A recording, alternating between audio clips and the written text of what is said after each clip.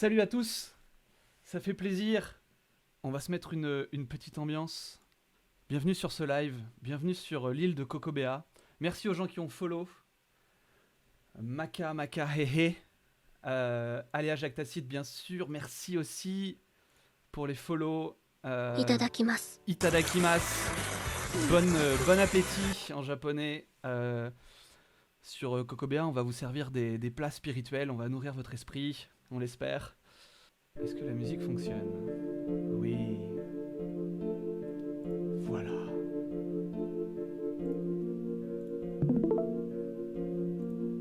Un début d'ambiance. Un début de sensation. Et vous savez quoi ? Je vais même changer un peu la lumière. Passer dans une lumière un peu plus violacée.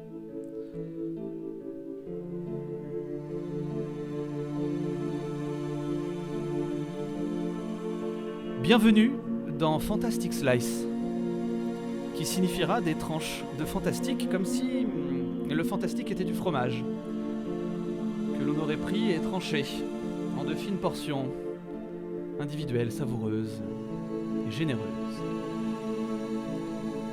Pour cet épisode, nous parlerons d'une entité bien étrange et extrêmement populaire depuis que l'humanoïde conte ses histoires. Elle inspire doute et peur, car elle n'est jamais réellement devenue évidente à observer. Qu'elle soit de magie blanche ou noire, des forêts sombres ou des lacs gelés, habillée d'une robe claire bien entretenue, d'un ensemble de tissus sales rapiécés ou tout simplement nus et tatoués, la sorcière existe depuis tout temps et en tout lieu, créant potions, sortilèges et rituels complexes pour guérir ou maudire. Elle reste et restera toujours un mystère éternel. Mais j'ai entendu dire quelque chose. Certains connaissent des sanctuaires. Nous pourrions en trouver. Mais je dois vous le dire, mes amis, attention à vos âmes.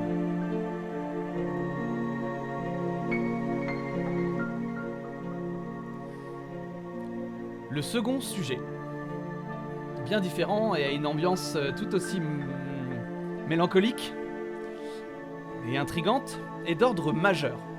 Et il doit être pratiqué de tous et à tout moment. S'il est né d'une multitude d'erreurs, il est aussi le résultat nécessaire pour un monde plus harmonieux. Ce sujet, c'est celui de l'écologie, qui est un concept ancestral car son essence est celle de l'échange équivalent. L'on ne peut et prendra pas plus que ce que l'on peut nous donner. À quel point sommes-nous conscients des enjeux et pourquoi fut-il aussi important de polluer pour faire jaillir l'écologie ? Voilà peut-être une question à laquelle nous allons répondre. Ce soir, je ne suis pas seul.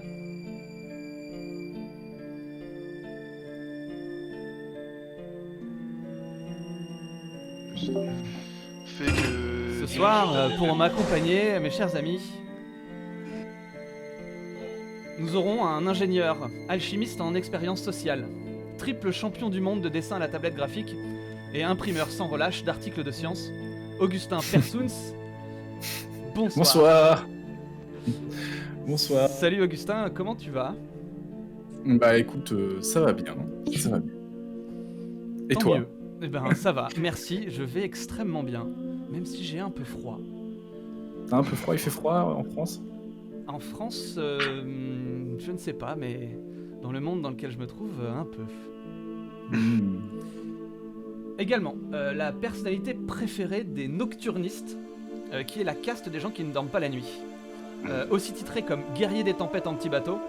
J'espère que nous aurons un jour cette anecdote. Et meilleur joueur de guerrier, la classe guerrier dans Pathfinder 1. Sampiero Medori, bonsoir. Bonsoir. Comment ça va ? Ça va bien. J'ai pas froid, moi. Ah bah attends, ça va venir. Et pour finir, j'ai l'honneur ce soir d'accueillir deux nouvelles personnes. Ils sont fraîchement diplômés de l'école saturnienne de mastering de jeux de rôle en milieu hostile, défenseurs des droits des créatures fantastiques et collectionneurs de relations entre héros fictifs, Rectosis et Eledril de la chaîne Aléa Jacques Tacite. Bonsoir. Bonsoir, je confirme sur l'hostilité du milieu. Eh oui, eh oui. J'ai envie de dire, c'est toujours de la faute du MJ. Hein. Souvent sa faute à lui en général aussi. Comment ça va, Rectosis et les drills? Comment vous allez? Très bien de mon côté. Je crève de chaud pour moi, donc tant mieux si tu peux nous rafraîchir. Je vais revenir en Corse personnellement, donc bien mieux qu'à Paris. Mais c'est 5 subs offerts de la part de Glitch à tout le monde, mais c'est incroyable, merci à toi. Merci à toi. Waouh, waouh, c'est fou de participer autant à un projet d'envergure. Merci beaucoup pour ces subs. Voilà, merci. Merci. Ça fait très plaisir. Ça fait vraiment très plaisir. Bienvenue à tous sur Cocobéa. Bienvenue à tous. Mes chers amis, parce que oui, avant de commencer, j'aimerais introduire les lieux dans lesquels nous allons discuter ce soir. Qui est un lieu bien particulier.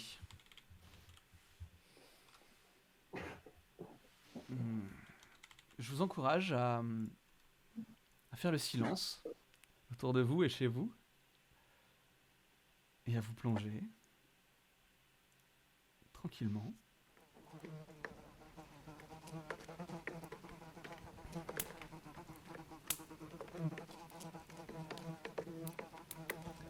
GG.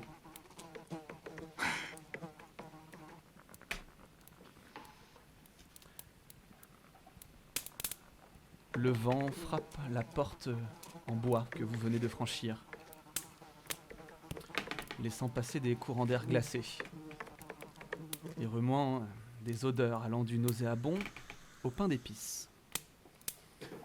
Vous êtes tout de suite réchauffé par un feu de cheminée sur lequel est posé un chaudron de fonte noire, dans lequel une substance verte est en train de bouillir. Tout autour de vous, des babioles, des sujets, des tissus, des morceaux de choses sont posés sur des étagères mal fixées, aux murs de bois humide.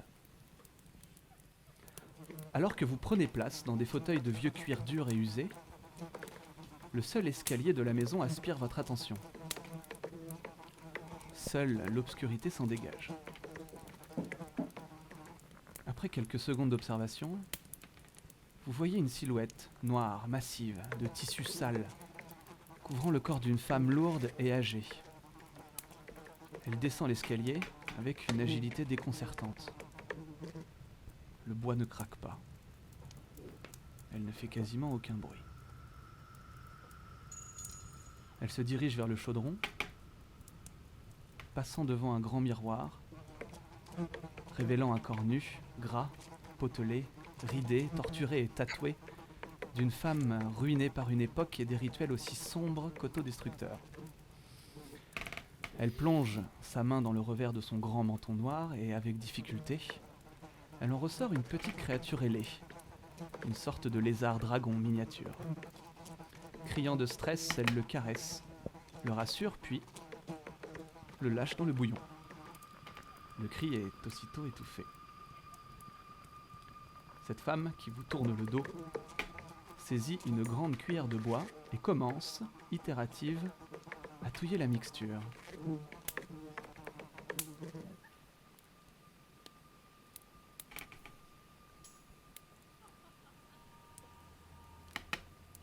La première question que je vais vous poser, mes chers amis,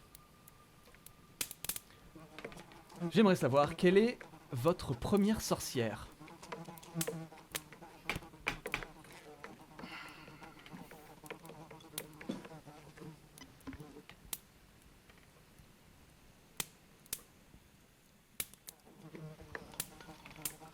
Dur à dire, hein. Tu rappelles des souvenirs enfouis très profondément quand même.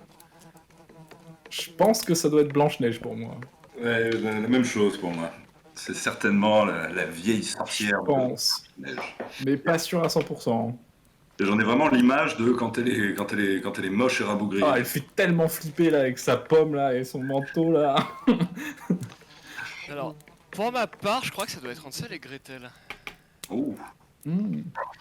Si je remonte assez. Moi, je dirais Blanche-Neige, si on prend la première, en fait, enfin le premier moment où j'ai compris que c'était une sorcière. Sinon, je dirais Circe. Bah oui, du coup. Mais qui est Circé? Ouf, c'est une magicienne qui appartient à l'univers d'Homère. L'Odyssée. Donc c'est une vieille sorcière grecque, entre guillemets. Une vieille sorcière qui a transformé la moitié de l'équipe, ou non un peu moins, mais une bonne partie de l'équipage d'Ulysse en porc. Alors, C'est ça. c'est ça. Sachant que. Bah, après, c'est intéressant que t'en parles parce que dans l'Odyssée, Circé elle est jamais qualifiée de sorcière, c'est une enchanteresse. C'est pour ça que je te dis, c'est que si je prends la première chose que je comprends comme une sorcière, c'est effectivement Blanche-Neige. Mais la première fois que j'entends parler d'une sorcière au terme de justement cette enchanteresse, cette créature, qui d'ailleurs en plus Circé, c'est pas la sorcière au chapeau pointu, nez crochu, etc. Mais C'est une belle femme. aujourd'hui, elle est beaucoup considérée comme une sorcière, Circé. Ah oui, totalement.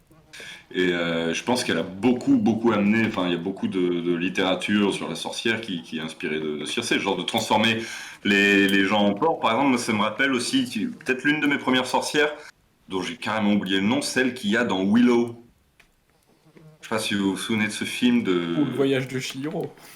Oula, ouais, bah, ah. Et moi, tu m'as rappelé aussi une autre de mes Transformée en premières porc. sorcières, ça dans le Merlin. Enfin, celle dans le conte du roi Arthur de Disney, là. Ah oui, exact. Il Ah, y a semblerait, à vue de nez comme C'est ça, vrai. que la sorcière de Disney ait quelque peu submergé les autres. Hein. Il faut remonter sacrément profondément pour en apercevoir d'autres dans notre enfance. Ouais, bah après, c'est aussi le fait que. Je m'avance peut-être, hein, mais on est tous nés dans les années 80-90, dans ces eaux-là. Et bon, en Europe, donc bon, Eh oui. bah voilà quoi. Ah, si, moi j'ai quand même la sorcière typique de Corse, Agnella, qui se réunissent autour d'un gros châtaignier creux qu'on appelle le Malconchillo. Il y a toute une ambiance autour de ça, j'en parlais tout à l'heure avec les Mazzeri et compagnie. En Corse, on a notre propre délire sur la sorcière qui est très catholicisé. Désolé pour le néologisme un peu hasardeux.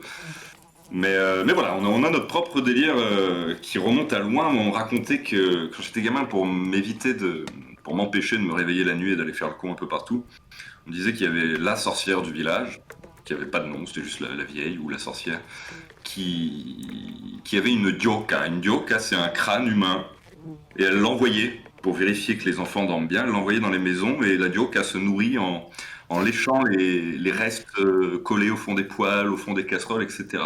Et l'image d'un crâne qui flotte comme ça de manière surnaturelle dans ma cuisine pour lécher ce que j'ai pas mangé m'a vraiment terrorisé vachement longtemps. Je te crois. Mais J'ai c'est bien déjà parce un que peu peur. ça a l'air d'être un mythe à double effet qui se coule. C'est à la fois ça force les gamins à finir leurs assiettes et à la fois ça les force à bien dormir quoi. C'est vraiment super. Vraiment, le truc pratique, voilà, dans le manuel des parents, la dioca.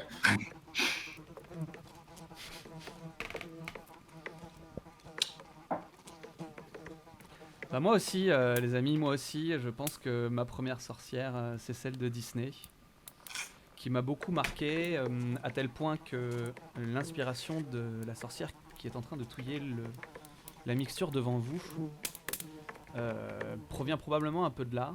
Cette image, l'esthétique de la sorcière, cornue, âgée, sale, puante, à mijoter quelque chose de mystérieux. Et quand même une image majeure de la sorcière. En tout cas, dans la culture populaire. Dans ce que peut représenter un film, une série, un livre. Parce que oui, la sorcière tire un peu ses origines d'une femme normale, en fait. Je mets un peu les pieds dans le plat. Non, je vais pas faire ça. Je vais pas faire ça. Je vais pas faire ça du tout, mais c'est une femme normale, a priori, qu'on dira être sorcière. Même si il est fort possible que tout ceci soit bien réel. En tout cas, la femme qui est face à vous, mes chers amis, est bien réelle, elle. Vous l'entendez respirer.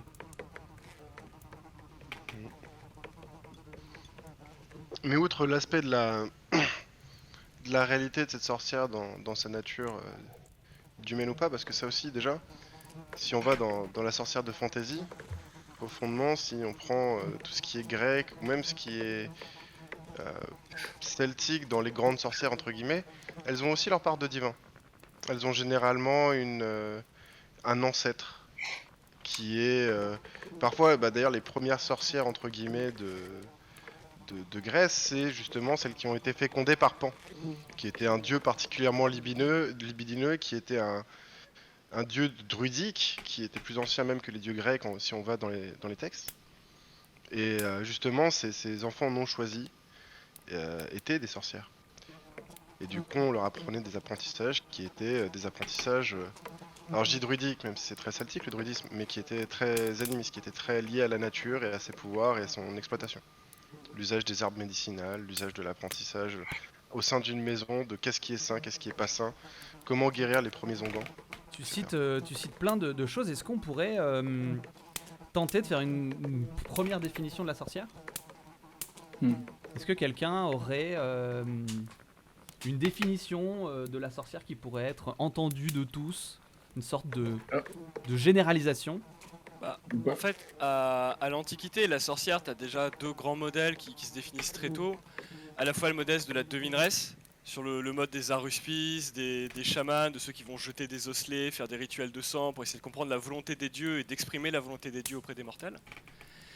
Et comme disait Rectosis tout de suite, il y a le côté aussi médical, chamanique, au sens vraiment du soin qui va être apporté, des puissances régénératives, qui est là peut-être moins une sorcière européenne et plus une sorcière de l'Est, je pense, puisque dans les pays de l'Est, il y a beaucoup la pratique de la sorcellerie, elle est très liée à la pratique des herbes médicinales, de l'alchimie, du soin, de la compréhension des bêtes.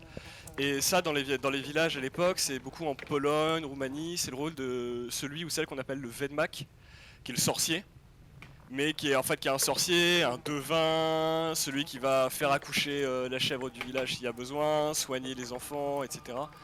Et qui a énormément de compétences en général qui vont s'ajouter, qui vont faire penser à un être humain doué de pouvoirs magiques, quasiment. Alors moi, si on devait donner une définition hyper générale, pour moi, le truc le plus général qu'on puisse faire, c'est essayer de dire qu'est-ce qu'on va considérer être un sort, de la magie. Et pour moi, c'est quelque chose c'est en gros pour moi ce qu'on considère la magie ou peu importe, l'ésotérisme, c'est l'extraordinaire. Et du coup, qu'est-ce qui est extraordinaire ? Il n'y a pas de définition absolue, en fait. Ça dépend d'une époque, d'un temps, d'un niveau de connaissance et des personnes. Ce qui est extraordinaire pour toi n'est pas forcément pour quelqu'un d'autre, et ce qui était extraordinaire il y a 600 ans n'est pas forcément maintenant. Donc, du coup, pour moi, la sorcière, c'est la femme qui pratique l'extraordinaire à travers les époques et les cultures, et qui, entre guillemets, il y a aussi pour moi l'idée avec la sorcière, vraiment le personnage de la sorcière, c'est que sa féminité doit jouer un rôle important dans l'extraordinaire. C'est-à-dire que si c'est un homme qui... Enfin, il y a l'idée qu'un homme pourrait pas pratiquer exactement la même chose, ou qu'en tout cas ça donnerait pas exactement le même caractère. Je sais pas si vous voyez ce que je veux dire. Pour moi, il y a vraiment l'idée que la féminité doit être au cœur du caractère, et c'est quelque chose... pas forcément la féminité dans le sens... la fécondité, etc. C'est la féminité au sens opposition au masculin. C'est un personnage féminin qui pratique l'extraordinaire. Je pense que c'est quelque chose d'extrêmement général que tout le monde doit à peu près dire ok, ça me va à peu près, mais encore plus là-dessus. Je vais rajouter un truc, puisque ça c'est vraiment par rapport au nom de sorcière, c'est-à-dire que si tu as des commentaires de textes, etc., il y a des femmes qu'on appellera du coup des enchantresses, peut-être même justement juste des prophètes. Pour moi, dans la littérature, en tout cas, au sein de la sorcière, il y a aussi cette idée de tragédie. Il y a aussi cette idée que quelque chose de mal par leur présence va arriver. Qu'elles soient en tant qu'antagoniste principal ou qu'elles soient même elles-mêmes victimes de tragédie et qu'elles ne cherchent qu'à en prendre la vengeance.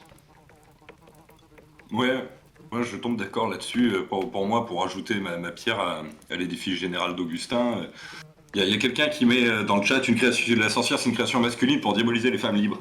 Et oui, ça joue énormément. Pour moi, l'antagoniste féminin par excellence, quoi. Un peu, c'est une espèce de bouillon du vice qu'on attribue aux femmes, toutes les choses que l'homme apprécie pas chez les femmes. Ça peut être, par exemple, elles sont souvent jalouses, elles sont souvent très narcissiques, très portées sur leur beauté, incapables d'accepter la vieillesse, etc. Et moi, ça me donne vraiment cette impression-là, que c'est C'est un peu l'idée du bouc émissaire, quoi. rassemblés ensemble avec ce côté insidieux, manipulateur, menteur. La sorcière se métamorphose, etc. Et je dirais qu'on projette sur la sorcière tout ce qui nous fait peur, nous gêne et ce qu'on ne comprend pas. Bah, ça, je pense qu'on peut même généraliser cette idée-là à globalement tous les monstres fantastiques, hein, parce que la sorcière n'en est qu'un, mais chaque monstre est un reflet un peu d'une partie des peurs d'une société à une époque. Qu'est-ce qui fait flipper les gens, quoi. Justement, ce qui est intéressant, c'est que tu dis monstre, alors que si je t'avais parlé de sorcier, on ne dit pas Oui, monstre. enfin, C'est un des créatures flippantes fantastiques. La sorcière devient un monstre automatiquement Ouais, quand on c'est ça. colle le mot de sorcière, parce qu'après, on parlait justement de Circé, etc., du fait qu'elle avait un truc divin. À la base, la sorcière, elle fait le pont entre l'extraordinaire, entre le surnaturel et notre monde à nous. Enfin, je résume un peu comme un sagouin, mais d'ailleurs, Circé, aujourd'hui on dit une enchanteresse, une sorcière. À la base, à la toute base, elle était fille de Hécate. Enfin, c'était une divinité, c'est une déesse, Circé, quand Ulysse tombe dessus. Et après, il y a... Ah merde, j'ai oublié le nom du gars qui décrète que finalement non, c'est pas une divinité, c'est une sorcière, une enchanteresse. Et c'est intéressant, ça. Il y a quand même, quoi qu'il arrive, il y a toujours une forme de corruption, une forme de déformation. Même si la sorcière, à la base, c'est une femme qui veut simplement être libre, indépendante, etc. Ça finit toujours à ah ouais, mais c'est la merde, tu vas tomber sur le diable. Il y a toujours vraiment, c'est. Et on voit ça qu'avec la sorcière comme archétype humanoïde. Il n'y a pas d'autres vraiment trucs très monstrueux. Sinon, après, on tombe dans tout ce qui est les démons, mais qui ont des difformités physiques. La sorcière, à la base, on n'a pas vraiment. Elle a des difformités spirituelles. Elle est quand même définie physiquement par des traits assez reconnaissables. Ça m'amène à vous poser la question comment on reconnaît une sorcière physiquement? On la reconnaît pas. La vraie sorcière, tu sais pas qu'elle est là. Parce que justement, il y a cette idée de métamorphose et de changement d'apparence. Si tu vas dans les anciennes, ce sont généralement des belles femmes qui ont leur part de divinité et qui ont juste ce trait-là. Et si tu vas par contre dans la sorcière moderne, qui est justement le sujet que je pense que tu mentionnes, qui est effectivement celle au chapeau pointu, bah c'est Carabosse en France. C'est la sorcière de Blanche-Neige, c'est la sorcière de Blanche-Neige dans Disney, qui est justement cette... où tout doit être moche, et on est presque plus proche de... Je sais pas s'il y a vraiment... j'ai pas vraiment travaillé la guenaude autant qu'il est drill au-dessus. Qui lui est sa spécialité. Je pense qu'il y a clairement un lien pour le coup. Même cette version marécageuse, la Selkie au Japon, il me semble, je crois que c'est le terme. Reprenez-moi si je me trompe, mais la Selkie, c'est un peu aussi ce truc, espèce de créature serpentine marécageuse. Mais du coup, pour revenir sur Carabosse, du coup, Blanche-Neige de Disney, c'est tiré des contes des contes des frères Grimm. Hein. Oui. Donc c'est des contes du 19e. Et en fait, ce qui est marrant, c'est que ça revient aussi à... Il y a une science au 19e qui s'appelle la physiognomonie. Et l'idée, c'est que... c'est aussi une idée très essentialiste et très, au final, très comment dire, chrétienne presque. Hein. C'est l'idée qu'en fait, tu peux lire la personnalité de quelqu'un avec son apparence physique. Il y a un genre de corrélation entre à quoi tu ressembles ça existe et aujourd'hui, ça s'appelle la morphopsychologie. Là, il y a vraiment des études de morphopsychologie, des bouquins entiers qui parlent de ça. Hein. Mais du coup, voilà, au 19e, ce truc-là est très populaire, ça s'appelle la physiognomonie. Et du coup, entre autres trucs rigolos qui se passent, c'est qu'il y a du coup le portrait robot du criminel, pas du criminel en général, hein, le criminel ressemble à ça. Et du coup, t'as le criminel en France, t'as le criminel au Royaume-Uni, voilà, c'est ça. Il ressemble à ça. Si vous voyez ce type-là dans la rue, c'est probablement un criminel. Et du coup, il y a cette idée, donc il théorise plein de trucs, et ça c'est aussi repris dans les contes, c'est repris dans tout, derrière la littérature et tout, pour faire des personnages où tu vois, et du coup, t'as ces trucs où le personnage sec, anguleux, c'est un type un peu, tu vois, un peu malin, mais perfide, qui va essayer de te manipuler, c'est un méchant, quoi. Oui, et puis t'as t'as le gros bonhomme un peu rondouillard qui est plutôt gentil, etc. Et t'as tous ces clichés-là qui viennent un peu de ces théories-là. Et du coup, je pense que réponse, ouais. C'est quelque chose qui remonte quand même pas mal avant le 19e siècle déjà, parce que dès le oui, bien 17e, sûr.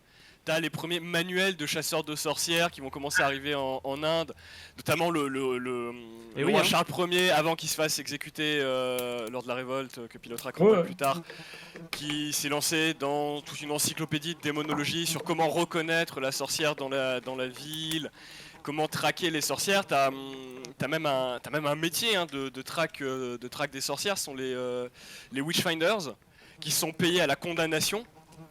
En Europe, ça s'appelle. Enfin, en France, c'est l'épouvanteur. En France, oui, tout à fait. En France, il y a le phénomène des épouvanteurs. En Angleterre, c'est 20 shillings par sorcière que tu réussis à faire condamner. Et t'as littéralement des chasseurs de sorcières qui se baladent pour essayer de les trouver, les repérer avec leurs petits manuels, avec les portraits, les gravures de voilà à quoi ressemble la sorcière lambda. Qui ont des chaînes d'argent autour de leurs poignets pour pouvoir les chasser, comme on chasse des animaux à l'ère des cow-boys. Qui est une ère très courte. Mais c'est une idée qui est probablement très très vieille, mais c'est juste qu'au 19e, ils ont commencé à essayer vraiment de le théoriser, et d'en faire une science et d'essayer de l'étendre. Et on s'est rendu compte après que ça marche quand même pas. T'as aussi tout le développement de la philosophie eugéniste aussi qui va avec ça, sur les beaux individus, les bons gènes. Et oui. C'est ça qui est le grand courant de pensée du 19e siècle, et ça va aller avec, quoi. Oui, non seulement ça marche pas, mais dans tes tests, t'as des ordres d'Ali qui vont activement tuer la personne. Et si elle meurt, c'est ok, c'est pas grave, elle va au ciel. Elle était coupable de rien. Notamment, justement, le fait qu'une sorcière puisse infiniment flotter sous l'eau, même sans voler, en danger de mort, où les gars accrochent des chaînes, la balancent à travers en dehors du canoë.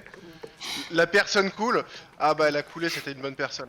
Mais non, il faut comparer son plat avec un canard. Tout le monde et encore, le sait. c'était ce qu'il y avait de plus exceptionnel. Les trucs les plus courants étaient bien pires. Alors on peut en parler justement. Je saisis l'opportunité parce que à la question que je pose, comment on reconnaît une sorcière, la réponse qui vient c'est on peut pas. Et c'était un peu le cas. Il faut la peser. Historiquement, c'est très très compliqué. Dans le fantastique aussi, on sait pas comment reconnaître une sorcière. Et donc on a des solutions, et est-ce que vous en connaissez quelques-unes? Je glisse le mot torture par exemple. Est-ce que vous connaissez quelques tortures de femmes qui les pousseraient à révéler leur flirt avec le diable? Pour en revenir au 17e et au bon vieux roi Charles Ier qui était très fan du sujet, c'est lui qui a notamment qui a commencé à mettre à la mode ce qu'on appelait le witch pricking, c'est-à-dire le fait de piquer la sorcière, qui était la technique numéro 1, bien plus répandue que le fait de leur accrocher une pierre et de les balancer au fond de la rivière, parce que c'était un peu définitif en règle générale, qui consistait à couvrir le corps des femmes qu'on soupçonnait de sorcellerie de piqûres d'aiguilles, et que s'il y avait un des trous qui ne saignait pas, c'est que c'était une sorcière, parce qu'il y avait une partie de son corps qui était protégée par une force magique. Et oui. Donc ce qui avait alors c'était extrêmement douloureux, ce qui avait le mérite cependant de les laisser quand même en vie à la fin si elles n'étaient pas condamnées à mort après. Il y avait aussi dans cette même pratique, en même temps, celui qui donc pratiquait la torture devait chercher un symbole du diable démoniaque dans le corps qui pouvait se trouver dans les parties les plus cachées, les mieux gardées, voilà, plus intimes. Ah bah, de toute façon, la torture, ça a jamais été très très sympa sur ce côté-là. Tout ce qui peut mais défoncer un peu tes parties génitales, ça marchait très bien. L'absurdité de la question de la sorcière, c'est un truc de fou. Ah d'ailleurs, au musée de la torture à Carcassonne, il y a quelques œuvres de torture qui sont assez incroyables, telles que l'écartèlement, les machines à écartèlement, où si la femme se mettait à crier, et ben c'était une sorcière. Mais c'est ça qui est marrant avec l'idée de la torture, c'est que tu me dis, est-ce que vous connaissez des tortures qui trouvent des sorcières? Mais moi je te dis, si la seule chose qui compte c'est qu'à la fin la meuf dise je suis une sorcière, moi je peux te trouver des tortures qui marchent, peu importe la meuf. En fait, malheureusement, c'est devenu un moyen. La chasse à la sorcière a été une croyance, mais c'est aussi devenu un moyen de réguler la place de la femme dans la société. Et donc du coup, on s'est retrouvé à inventer des choses complètement absurdes pour pointer du doigt des femmes et puis soit les chasser, soit en faire les tuer quoi, les brûler. fais ce qu'on te dit, sinon tu seras une sorcière, et si tu es une sorcière, tu sais ce qui t'attend. Mais c'est marrant, tout ce qu'on dit là, de parler d'inquisition, de chasse aux sorcières, pour moi, c'est un truc qui la définit aussi beaucoup, la sorcière. C'est qu'elle est forcément traquée, Elle est elle est chassée. forcément... Et du coup, elle est forcément mystérieuse. Il y a peut-être un truc qui peut aider à reconnaître une sorcière, je dirais, c'est le mystère qui l'entoure. Mais après, c'est un Quelqu'un- peu le résultat du mystère en général, c'est que les choses mystérieuses qui sont pas évidentes, on va les chasser pour les tuer ou simplement les observer. Le problème, c'est que la sorcière, c'est une femme de la société, souvent, donc c'est très dangereux pour elle d'être une Ah femme, bon? tout simplement. Oui, d'être une femme, c'est très dangereux, surtout à une époque. Ah comme oui, celle-ci. non mais d'accord, mais moi je vois plutôt la sorcière comme quelqu'un justement qui vit plutôt à la À marge de la l'écart de la société. société, c'est Bah, ça qui la rend c'est mystérieuse. et devenu, inquiétante. Plutôt à c'est l'extérieur. devenu, mais originellement, non, c'est des femmes qui vivent dans la société, qui sont veuves Ah la oui, plupart du mais, temps. mais on parle de quel historiquement? Parce que c'est très très compliqué. Ah, Est-ce qu'on pendant la On va parler Renaissance, par période, les gars, s'il vous plaît. probablement voilà. la Renaissance, parce que de toute manière, ça vient pas vraiment Ouais. avant. Hein, c'est la sorcière au Moyen Âge, c'est pas si commun que ça. Hein. C'est surtout après, avec l'arrivée de la médecine, parce qu'il y a beaucoup de femmes qui héritent de savoir médicinal et qui, c'est surtout ça, hein, surtout la Alors, médecine. Les pratiques de sorcellerie, tu les vois vraiment commencer à se développer au début du Moyen-Âge. Parce que déjà, dès Clovis, en fait, dès la loi salique, tu as des mentions des pratiques de sorcellerie dedans. Angleterre au 7e siècle, tu as plusieurs lois officielles, notamment sous Whitred, qui dit que les sorcières qui seront reconnues coupables d'avoir fait des offrandes au diable devront payer une amende de 6 shillings ou seront mises à mort. C'est dingue. Donc bon, si t'as les 6 shillings, ça va, tu peux continuer, a priori on s'en fout. Et pareil, c'est quelque chose qui va de même chez Charlemagne dans le code saxon après la conquête de la Saxe, qui va beaucoup appuyer sur les pratiques de sorcellerie notamment. Le code de Charlemagne, après avoir conquis la Saxe, donc battu Widuking et tout, il y a des paragraphes entiers sur les pratiques de sorcellerie, les sabbats, les offres, les offrandes de chair, éventuellement de viande humaine aux malins, et les condamnations des sorcières, les amendes à payer dans ces cas-là, comment le dommage doit être préparé. Donc c'est le mot de sorcier, vraiment la pratique de sorcellerie, c'est quelque chose que tu vas vraiment arriver dès le début du Moyen-Âge, et vraiment dès le début du dès que en fait, le christianisme va commencer à pénétrer les terres païennes, en fait, et druidiques surtout. Et faire une différence entre ce qui est, entre guillemets, juste du fait de Dieu et ce qui est païen, un petit peu Et ésotérique. du coup, entaché par le diable, tout à fait, oui. Oui, je suis entièrement Mais d'ailleurs, tu avais des avocats du diable, puisque le concept existait déjà, hein, puisque tu avais déjà l'idée que pour certains miracles, en fait, il fallait justement avoir un procès qui n'était pas aussi méthodologique que la méthodologie actuelle, qui est vraiment fondée sur le raisonnement scientifique. Et que du coup, en fait, les gens devaient dire, bah, il y a eu un miracle, ok, très bien, il y a eu un miracle, on est très content pour vous. Qui a fait le miracle? Ah, si c'est madame, c'est peut-être pas un miracle, on va aller voir. Ah, elle a pas l'air d'être la plus pratiquante au monde. Je rappelle notamment qu'il me semble que dans le procès de Jeanne d'Arc, elle est aussi annoncée pour sorcellerie. Bien sûr, elle est accusée de. C'est. Ouais, elle prétend entendre des voix, donc c'est. Bah, on voit bien que la frontière est très fine. Hein. Et la Bien seule sûr. frontière, en fait, c'est comment est-ce que ça va être retenu, enfin, comment est-ce que ça va être perçu par, entre guillemets, l'opinion publique, quoi. Ouais, ou C'est le l'opinion premier publique observateur, décide hein, de tu peux toi très mal un- tomber.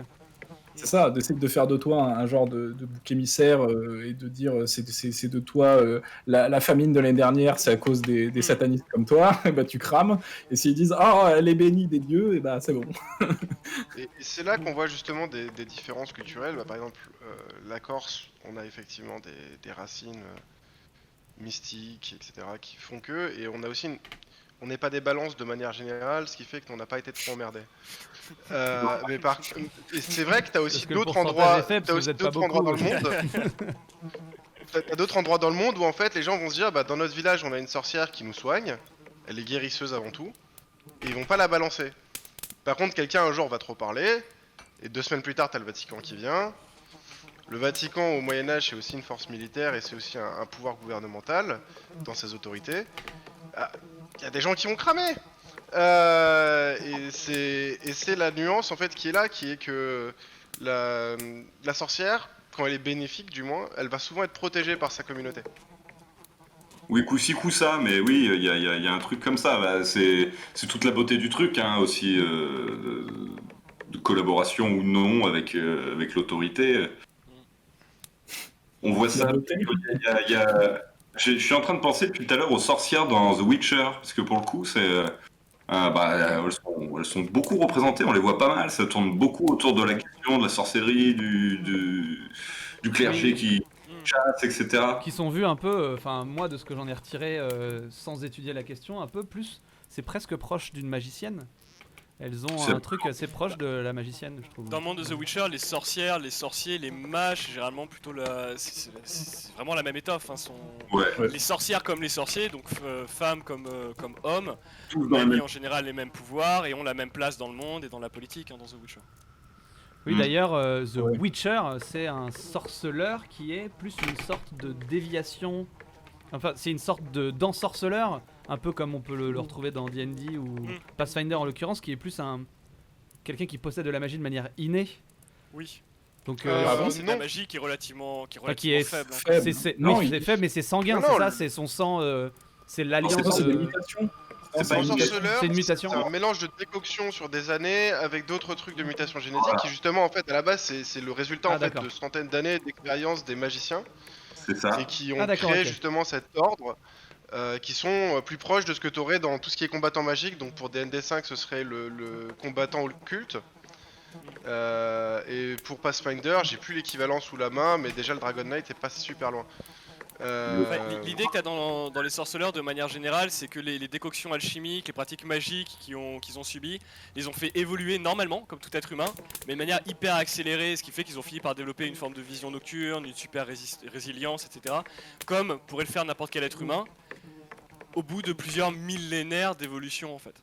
D'évolution sélective à la Darwin. Il y a le guerrier mutagène dans Pathfinder, premier du nom, voilà. C'est un alchimiste guerrier. C'est ça. Et en fait, dans The Witcher, on n'y pense pas, mais en vrai, ils sont très très alchimistes. Il y a beaucoup de rapports. On peut en parler un peu. Hein. La sorcière a quelque chose de très alchimique. Enfin, dans sa manière de voir un peu la science, elle mélange beaucoup de choses. Elle a ce truc-là. Elle a une magie très scientifique, beaucoup plus scientifique que tout ce qui est paladin, etc. Pour revenir sur l'édition divine. Elle a vraiment, genre, une sorcière, c'est une femme médecin de l'époque qui s'ignore, quoi, et qu'on ignore surtout, parce qu'on sait pas trop ce que c'est. Et c'est quand même une alliance de tout ça. Il y a les décoctions pour faire des potions, et puis il y a aussi les rituels. Voilà, hein, ça c'est quand même c'est de la transcendance, au sens où on appelle vraiment à une puissance extérieure d'agir dans le monde dans lequel on est. Donc il y a quelque chose, il y a une oscillation entre les deux. Après, il y a, je sais pas à quel point l'alchimie de la sorcière est mis en valeur dans le fantastique, parce que les potions qu'elle fait sont issues aussi de mélanges un peu hasardeux, hein, dans ce qu'on... C'est une queue de grenouille avec... Enfin de la peau de truc avec une pierre de quelque chose, et tout ça est un peu... Voilà, hein, c'est un peu aléatoire, on a l'impression. Alors je pense que comme dans toute magie, il y a forcément un rapport à un truc qui te dépasse, et du coup, ce côté mystique, mystère, etc., parce que tu en appelles à des forces qui te dépassent, et qui était aussi un argument... frappant pour l'Inquisition de dire ouais, vous maniez des forces qui vous dépassent, du coup on va vous cramer. Et du coup ça me fait penser justement tout ça, le côté pouvoir, responsabilité, gérer sa puissance, à une série, alors je me permets, très moderne, où on voit une sorcière qui est super moderne, c'est I'm Not Okay With This. Je sais pas si vous avez vu ça sur Netflix. Non, mais vas-y, dis-nous. C'est une jeune fille qui découvre un beau jour qu'elle a des pouvoirs, exactement comme Eleven dans Stranger Things, enfin dans le même délire on va dire, avec le nez qui pisse le sang à chaque fois qu'elle l'utilise. Et en fait ils font tout le parallèle entre sa découverte, la découverte de sa sexualité. Elle se rend compte qu'elle est lesbienne tout simplement, ou peut-être bi, enfin elle sait pas, mais elle découvre sa sexualité. Et en fait il y a l'analogie entre des pouvoirs qui la dépassent, qu'elle doit apprendre à gérer, et sa sexualité, et des pouvoirs qu'elle doit cacher au monde aussi, hein, parce que évidemment il y a toute une histoire, toute une intrigue de gens qui se mettent à la chercher pour savoir qui est cette personne qui arrive à soulever des bagnoles comme ça, juste par la pensée. Et voilà, je pense que dans la sorcière aujourd'hui, comme elle est utilisée, parce qu'elle est vachement utilisée, hein, et ça fait pas si long. Très utilisée, ouais. Très. Il y a un autre exemple de série dans la saison 3 de American Horror Story, où on a une caste de sorcières, enfin même une école de sorcières qui est complètement cachée de la société, qui sont des personnes, des femmes qui sont capables de faire de la télékinésie, de lancer des sorts très spéciaux, hein, mais qui ont aussi cette histoire voodoo un petit peu dans la manière d'utiliser, de faire de la sorcellerie. Ouais. C'est-à-dire qu'on a des petites poupées qu'on vient piquer, etc. Quoi. Ça tire ses origines du voodoo, quoi. Mais je me demande si... Parce que du coup, là, on discute un peu, disons, de la conception contemporaine du personnage de la sorcière, mais j'ai l'impression que ce qui se passe, c'est que maintenant, aujourd'hui, on a tendance un peu à agréger à la sorcière un peu toutes les formes d'ésotérisme qu'on connaît, même si elles viennent de différentes cultures, incompatibles les unes avec les autres, peu importe. On va dire que tout ça, c'est un petit peu la magie, et la sorcière, elle pratique la magie, surtout dans les productions un peu de pop culture, où le voodoo, ça fait un peu stylé, ça fait un peu exotique et tout, donc on va faire en sorte que la sorcière, elle utilise ça, même si c'est pas historiquement la sorcière c'est parce que occidentale, elle fait pas de voodoo, quoi. C'est parce que Augustin, ta définition l'a emporté. C'est juste une femme qui manie le surnaturel et ça suffit. C'est ça. Mais on et ce qui est rigolo, c'est que... Après, justement, je vais rebondir sur ce que tu dis, parce que quand on parle de sorcière, finalement, de quoi est-ce qu'on est en train de parler? Parce que le mot sorcière, c'est un mot qui va désigner une personne que tu peux aussi bien désigner souvent sous le nom de prêtresse, de chamane, de soigneuse, de vineresse, Vedmak dans les pays de l'Est. Et c'est juste un mot qui désigne de manière péjorative des pratiques qui peuvent être désignées de plein de manières différentes selon si t'es du village d'à côté, de la grande ville, qui voit ça comme vaguement une médecin local qui a des pratiques un peu bizarres mais qui a rien de magique parce que dans la grande ville on n'y croit pas à ça. Le village d'à côté qui a une vieille querelle de clocher qui date d'il y a 300 ans où oui elle vole sur son balai magique le soir pour faire ses sabbats où elle va baiser les fesses du diable. C'est vraiment juste un mot finalement, sorcière, qu'on emploie pour désigner plein de choses différentes. Étymologiquement, sorcière, je le disais tout à l'heure quand on était off, c'est du coup 10 heures de sort, en mode 10 heures du destin, quelqu'un qui sait prédire l'avenir. Donc à la base, le mot décrit ça. Après, en fait, c'est pour ça qu'on aura forcément du mal bien sûr. à parler. Une connotation péjorative en fait. Mais on en parlait la semaine dernière avec l'épisode sur le paladin, c'est qu'il y a quand même un phénomène qui se répète dans la culture populaire, surtout en ce moment, à notre ère, si je puis dire, avec les diffusions vraiment multiples des séries et des films, c'est qu'on a tendance à sélectionner des facteurs pour leur aspect cinématographique. Comme tu citais tout à l'heure Augustin, il y a vraiment ce truc de on va choisir le voodoo parce que c'est stylé. De la même manière qu'on va choisir le paladin qui prie Dieu et qui va combattre le mal parce que c'est stylé esthétiquement. On peut y trouver aussi des ressorts scénaristiques plus simples, plus évidents. Et donc la sorcière aujourd'hui, elle a ce truc-là aussi. À ne pas oublier la sorcière moderne aussi. La vraie sorcière moderne là de 2021, de notre quotidien. C'est une sorcière bien différente celle-là. Qui prédit les catastrophes entre la Russie et les États-Unis, etc. Non, celle qui n'en parle pas forcément, mais qui aime bien se retrouver face à face avec la Lune, avec quelques pierres autour d'elle, et décider d'imprégner ces pierres de la lumière lunaire et d'en faire une sorte de catalyseur d'énergie pour pouvoir l'offrir à quelqu'un ou tout simplement le garder chez soi. Ce genre de pratiques-là, ce sont des pratiques très modernes de la société. Tout le retour du Wicca aussi, qui est un énorme phénomène aux États-Unis. Absolument. C'est quoi exactement? Tu peux nous dire un peu ce que c'est que le Wicca? Le Wicca, c'est... Bon, on va essayer de le dire gentiment. Le Wicca, c'est... ils ont essayé de récupérer en fait énormément d'anciennes pratiques celtiques, mais qui ont été interprétées avec beaucoup de néologismes et beaucoup de mélanges culturels américains. Donc j'ai envie de dire, c'est les anciennes pratiques sauce ketchup, pour le résumer simplement. Ouais, c'est ça, la sorcellerie dans un Tupperware. Ouais, un peu. Mais du coup, ça consiste en quoi le Wicca? C'est une sorcière, c'est un groupe, c'est un concept? Alors, le Wicca, c'est justement des groupes, c'est des cultes, c'est des formes modernes de satanisme aux États-Unis. Ok. D'accord. Tu as toute une variation derrière ça en fait, donc tu peux pas englober tout le Wicca là-dedans. Mais c'est justement ce dont s'occupaient notamment les chasseurs de sorcières, si tu prends 19e siècle américain. Et donc en fait c'est des reliquats de culture et notamment en fait vraiment de culture américaine dans le sens où c'est un melting pot des anciennes cultures des colons qui sont venus là d'Europe, dont notamment des gens pour avoir eu des pratiques qui n'étaient pas très tolérées à leur époque. Et c'est comme ça que par exemple tu le termines avec la table de Ouija, qui est en fait la table de Ouija. Pourquoi ça s'appelle Ouija? C'est parce qu'il y a marqué oui et Ja, parce que c'est un mélange franco-germain. D'accord, intéressant. Ah, c'est oui et ya. Oui, Vraiment. c'est C'est oui, oui, à la il y a- base. Ok. C'est ça qu'il y a dans les Ouija. Insane, j'avais jamais capté. Et, Je savais pas. Ah, c'est trop stylé. Et c'est pour ça justement que je le qualifie de culture ancienne ketchup, parce que justement les mecs savent même plus à quoi ça fait référence ni ce que c'est, mais ils vont s'en servir dans leur rituel, que ce soit en soirée.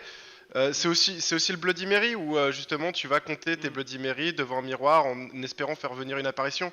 C'est devenu vraiment l'utilisation en fait du mythe urbain au service d'une culture moderne.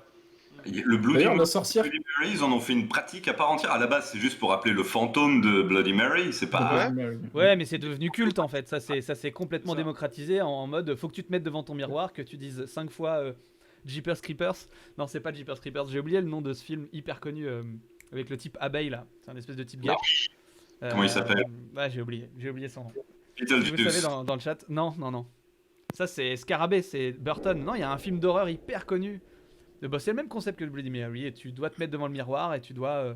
Enfin non, tu dois surtout pas. Bloody Mary avec une chandelle et elle apparaîtra au bout de la 10e et en fonction après des modalités de ton rituel. Dans certains cas, c'est peut-être pour se venger de quelqu'un ou ça va être justement pour t'attaquer toi. Ah, c'est très marrant. Depuis tout à Mais l'heure, moi, on a un film qui est diffusé sur le stream qui s'appelle The Witch et qui compte une version de la sorcière qui est bien différente, qui est plus de l'ordre spirituel et proche même un peu du mythe roumain que tu dois bien connaître, Eledril, non? Alors, le mythe roumain, un peu moins. Après, il faut dire que les sorcières de l'Est, je les aime beaucoup parce que ce sont les plus complexes qu'on ait. Si tu prends la Baba Yaga, par exemple, c'est aussi souvent une bienfaitrice dans les contes où elle va apparaître. Quelqu'un qui va aider le protagoniste en lui donnant un objet magique ou en prédisant son avenir. Que aussi la voleuse d'enfants, l'ogresse, que tu vas retrouver vraiment à la Hansel et Gretel, quoi. Sachant qu'entre les deux, bah, tu parlais de spirituel tout de suite. Entre les deux, c'est aussi une maîtresse de la nature, quelqu'un capable de se métamorphoser en animaux, une passeuse des morts, une passeuse des esprits aussi des man. Entre notre monde et le monde des morts. Le monde des morts. Et le monde spirituel, exactement. Et elle représente vraiment cette porte en fait. Cette porte qui vit souvent donc, dans cette hutte reculée, la petite maison sur pattes de poule. Oui, Paloma Miyoki. Candyman, c'est ça. Bien Ah, joué. le Candyman. Ah Wow. oui, Candyman, oui. Ce que tu viens de dire me fait penser qu'on a un joli exemple de sorcière dans le film Sleepy Hollow de Tim Burton, où justement il reprend vraiment en plus dans la structure de son scénario l'idée que la sorcière sert de pont entre, alors souvent le royaume des morts d'ailleurs, mais entre le surnaturel et la réalité, avec le personnage de policier qu'interprète Johnny Depp, qui du coup refuse à fond le fantastique, qui se retrouve confronté à cette jeune femme et avec elle il arrive à mettre de l'eau dans son vin, accepter un peu le fantastique en découvrant qu'en fait c'est une sorcière de manière innée, un peu contre son gré, etc. Mais le personnage est cool. Tu cites Baba Yaga, j'aimerais juste caler une référence une référence hyper moderne et qui d'ailleurs n'a rien à voir vraiment avec ce que pouvait être Baba Yaga. Dans John Wick, le personnage de John Wick se fait appeler Baba Yaga. J'étais sûr que t'allais dire. Pour la simple et bonne raison que c'est un esprit vengeur. C'est-à-dire que c'est la personne qu'il faut surtout pas emmerder, vraiment, genre, c'est le tueur des rêves, le cauchemar, en fait. Et c'est marrant qu'on en retire ça. Alors que Baba Yaga, comme tu viens de le citer, c'est quelque chose de... C'est un spectre qui est très large, en fait. Oui, c'est extrêmement large. C'est une figure qui varie de l'homme qu'il va falloir absolument tuer à la bienfaitrice, en passant par tout un panel d'états neutres liés à la nature, la protection de la nature, la protection des morts et tout ça. Ouais. C'est pour ça que je rappelais aussi tout à l'heure que quand on parle de sorcière, c'est important de préciser d'où on parle et de quand on parle, parce que déjà entre la France, l'Italie et la Roumanie, tu vas avoir 3 modèles différents. Entre le 19e, le 17e et le 7e siècle, tu vas avoir 3 modèles différents. Et je pense que c'est vraiment important de contextualiser cette figure à mort, parce que c'en est une qui est tout le temps présente dans notre civilisation, dans notre culture, partout, dans tous les pays, et qui évolue vraiment énormément au fur et à mesure que les petits enfants qui avaient peur de la croque-mitaine grandissent, quoi. Mais du coup, je pense que c'est perpétuellement réinterprété. Oui, c'est vrai. Pour moi, ce qui se passe, c'est que ce qu'on vient de dire là, le fait que le mythe de la sorcière, de manière contemporaine, on le voit évoluer à travers l'évolution en fait des mœurs, simplement de qu'est-ce qui est populaire, qu'est-ce qui fait entre guillemets, qu'est-ce qui fait une bonne histoire, quoi, qu'est-ce qui fait une bonne histoire qui fait peur aux enfants. Et ce truc-là n'est pas un truc fondamental, c'est un truc qui évolue en fonction des cultures et des populations. Et du coup, on peut partir du principe que ça a toujours existé en fait, et ça a toujours été le cas. Et tous les mythes se sont toujours réinterprétés en fonction pour coller aux cultures locales géographiquement et locales dans le temps. Et du coup, en fait, ce qui est intéressant, je trouve, quand on étudie ce genre de mythes ou de légendes, c'est qu'en fait, ça dit énormément de choses sur la culture et l'époque qu'on est en train d'étudier, quoi. Quand on étudie comment évolue, genre quand on parlait du vampire la dernière fois, on voyait vraiment qu'est-ce qui fait flipper les gens à une époque donnée, à un endroit donné, quoi. Et c'est ça et du coup, ce qu'on va dire du vampire à cette époque et à cet endroit, c'est ce qui fait flipper les gens. Et c'est pas la même chose partout. Et ça évolue avec le temps. Et c'est ça pour moi qui est malheureusement, aujourd'hui, on a tendance à sélectionner une figure pour son esthétique avant tout, quoi. Et ça, non, grâce au cinéma, mais c'est pas le cas dans les bouquins, par exemple, tu vois. Ouais, c'est pas le cas dans les bouquins. Après, je trouve ça marrant que tu dises qu'on sélectionne un truc pour son esthétique. Parce que justement, la sorcière moderne, j'ai remarqué un truc, si tu vas faire tes festivals d'Halloween, c'est qu'elle est devenue sexy. C'est que tu es redevenue sexy, même pour être précis. Elle est redevenue sexy. Ouais. C'est-à-dire que t'as sexy au sens littéral, c'est qu'elle est bonne en fait, genre dans l'imaginaire populaire, genre tu vois dans WoW, dans World of Warcraft, il y a des sorcières, genre Sylvanas qui est une espèce de personnage un peu particulier, elle est vraiment hyper sexualisée, hyper sexualisée.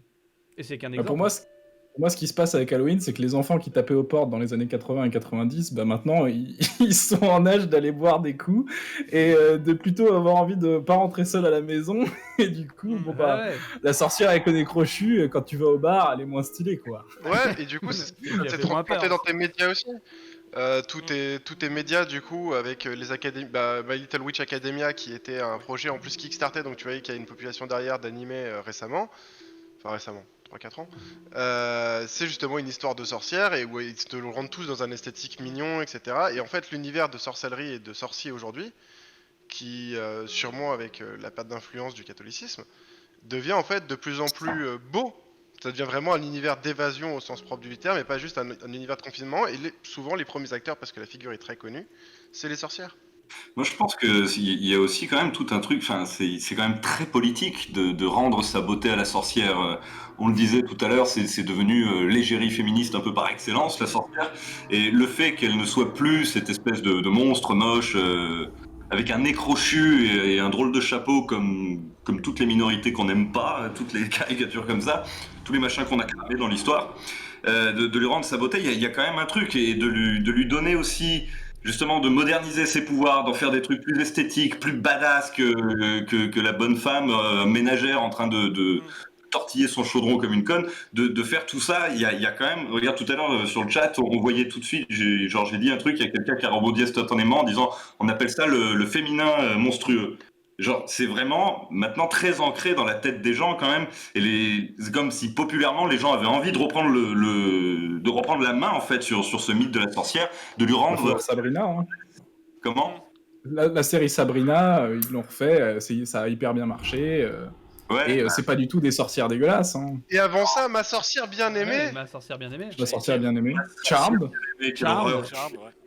Charmed, attends, c'est mon enfance, c'est sérieux hein, en termes de hyper sexualisation de la figure de la sorcière. Oui. Après, il y a forcément des bavures, des débordements, quoi. On vit dans le capitalisme, donc les gens aiment rendre sa beauté à la sorcière. On va forcément tomber sur des sorcières avec des seins monstrueux qui montent leur cul et qui font rien d'autre dans des films et qui sont sexualisés pour que dalle. Évidemment. C'est pas nous, c'est la loi du marché. Hein. Ah oui, ça, on y est pour rien. Hein. Après, rappelle-toi, quand t'es derrière l'écran, tu participes. Tu peux changer de chaîne si tu veux. Quoi. Je tiens à dire que moi, Charme sur ma trilogie du samedi, quand j'étais gamin, j'y étais. J'y étais aussi. Ouais. J'y étais aussi. Pour des raisons, je maîtrisais mal le zap, ma télécommande à cette époque-là. Moi, c'était pas mon droit de toute façon. Donc... Ah oui. Moi, j'aurais pu, j'étais tout seul, mais bon. Ouais, je savais pas qu'il fallait zapper. Mes chers amis, j'aimerais qu'on switch un petit peu de sujet. De manière hyper brutale parce que là j'ai pas trouvé de conduite directe. Je trouve qu'on a bien dérivé sur la sorcière. c'est difficile de s'exprimer sur la sorcière de manière profonde et complète en moins d'une heure, évidemment. Et j'aimerais qu'on parle d'écologie, comme c'était annoncé, parce que j'ai tendance à penser que parmi les figures historiques, alors là pas du tout fantastiques, mais historiques qui sont à la naissance, voire même à la genèse de l'écologie, il y a la sorcière. Est-ce que tu peux développer en fait l'idée tout de suite Sans le savoir alors. Même en le sachant, je pense que en fait, la nature de la sorcière étant de s'isoler de la société, provoque naturellement un développement de l'autonomie, qu'elle soit dans l'agriculture ou enfin dans l'alimentation ou même voilà. Et donc je pense que la sorcière par essence est une écolo, une féministe écolo. Bah, elle fait pousser déjà ses plantes pour ses potions, parce qu'effectivement la sorcière est souvent vue en tant qu'empoisonneuse. Oui, ou guérisseuse. Ou guérisseuse, mais justement les recettes hasardeuses avec des ingrédients absolument incroyables, généralement c'est parce que ça générait du poison, parce qu'effectivement si tu mets des cadavres de 14 animaux à l'intérieur d'un truc, le gars qui va le boire va pas être bien. Et après effectivement t'avais aussi tous les potagers, jardins qui étaient déjà qui étaient traités, c'est-à-dire que même la création, je pense, les premiers fermiers qui ont eu quelqu'un qui savait comment repousser leurs insectes, c'est sûrement un savoir qui du coup a été transmis un peu comme une espèce de sorcellerie, puisque du coup ça protégeait ton champ mieux que le champ d'à côté. Pour moi, la sorcière est pas tellement écologiste. À la limite, c'est une figure écologique, genre exactement comme une abeille. L'abeille, elle fait son beurre, elle nique les fleurs. Elle en a rien à foutre. La sorcière, c'est pareil. À son époque, surtout, enfin, pour reprendre le délire de la sorcière du Moyen Âge, etc. L'écologie, le mot existe même pas. La notion existe pas. L'écologie, ce qui est rigolo, c'est que c'est quand même un sujet, un thème, un besoin, un danger qu'on a fabriqué nous, quoi, qu'on a créé en entier, parce qu'à force de faire n'importe quoi, voilà, on a créé des problèmes, et du coup des mots pour le définir, etc. Ce que je veux dire, c'est que la sorcière, à la limite, sa disparition, entre guillemets, des forêts, c'est un symptôme du problème écologique, finalement. Mais en elle-même, je la vois pas comme une figure...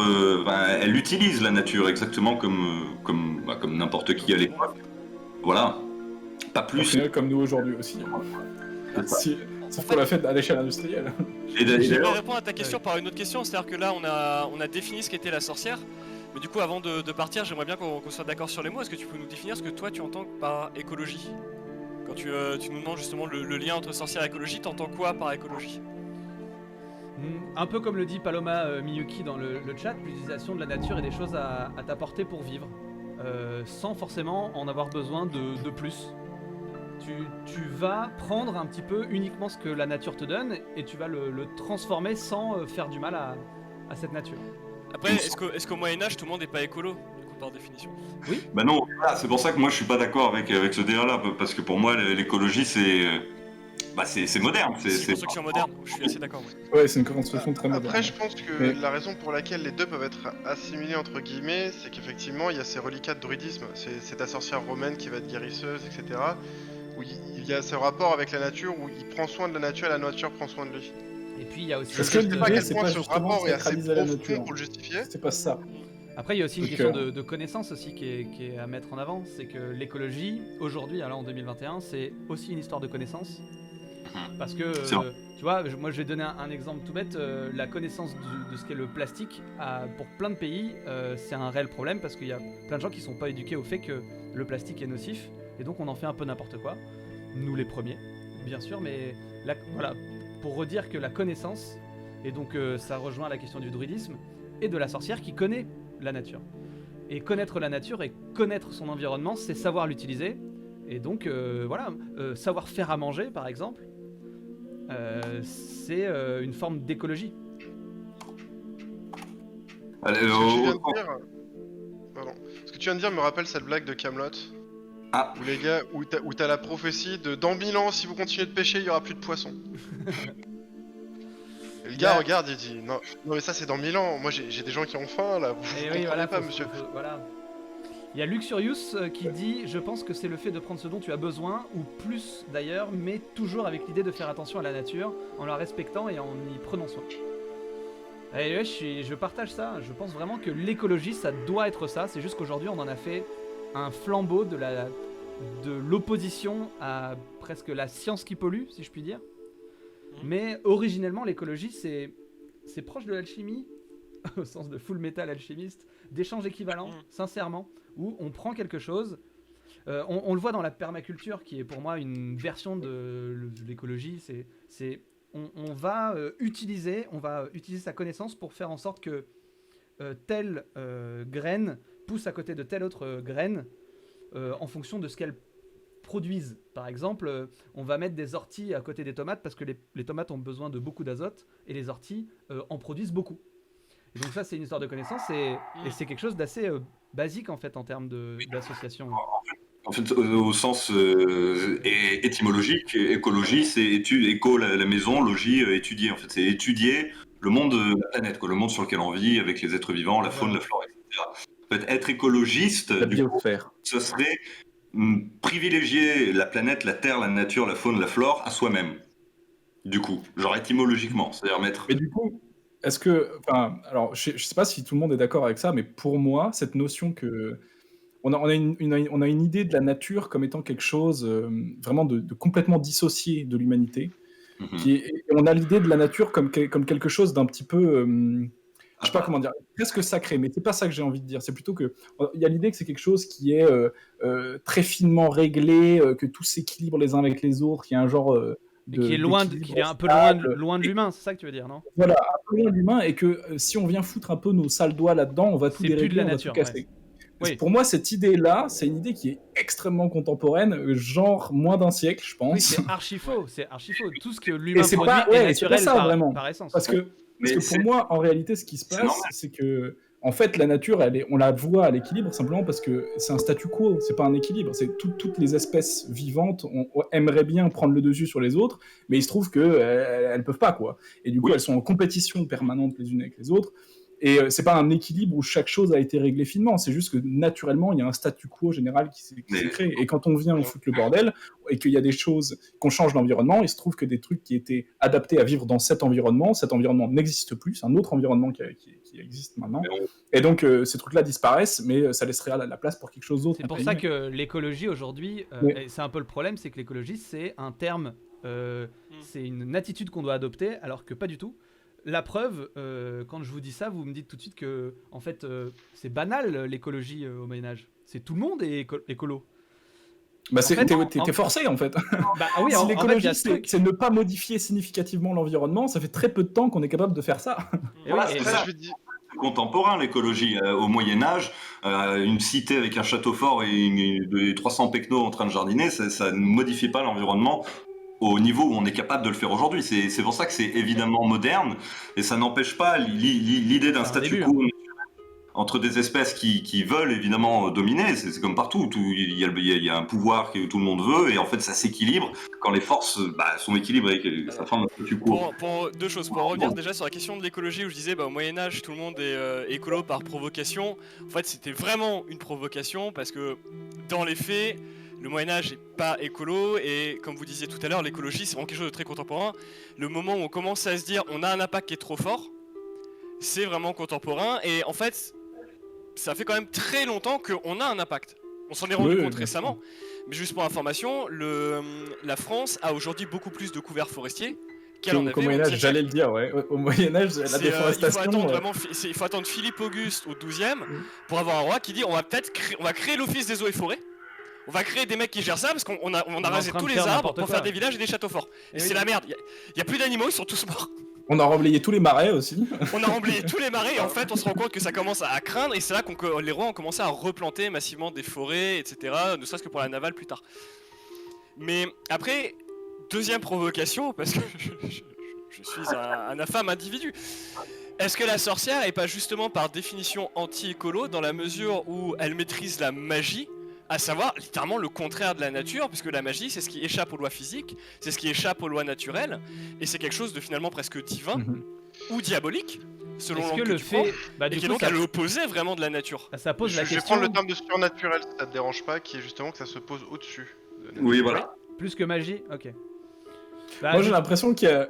il y a deux antithèses qui se posent là. En fait, il y a celle que tu viens d'exposer, et il y en a une beaucoup plus contemporaine, qui est que la magie, elle s'oppose à la science, et qu'on associe la science avec l'industrialisation à excès, et que c'est la science, du coup, qui serait par définition anti-écolo, et que la magie serait, par opposition à la science, écolo, quoi. Directement sur ce que tu viens de dire, c'est qu'en fait, après, ça, c'est une opposition qui est très contemporaine, mais tu remontes au siècle précédent, je vais prendre Tolkien. Tu prends le Seigneur des Anneaux, la magie et la technologie, c'est ce que gèrent Saruman et Sauron, en fait. Et c'est ce qui s'oppose justement à la nature des Ents, des Hobbits.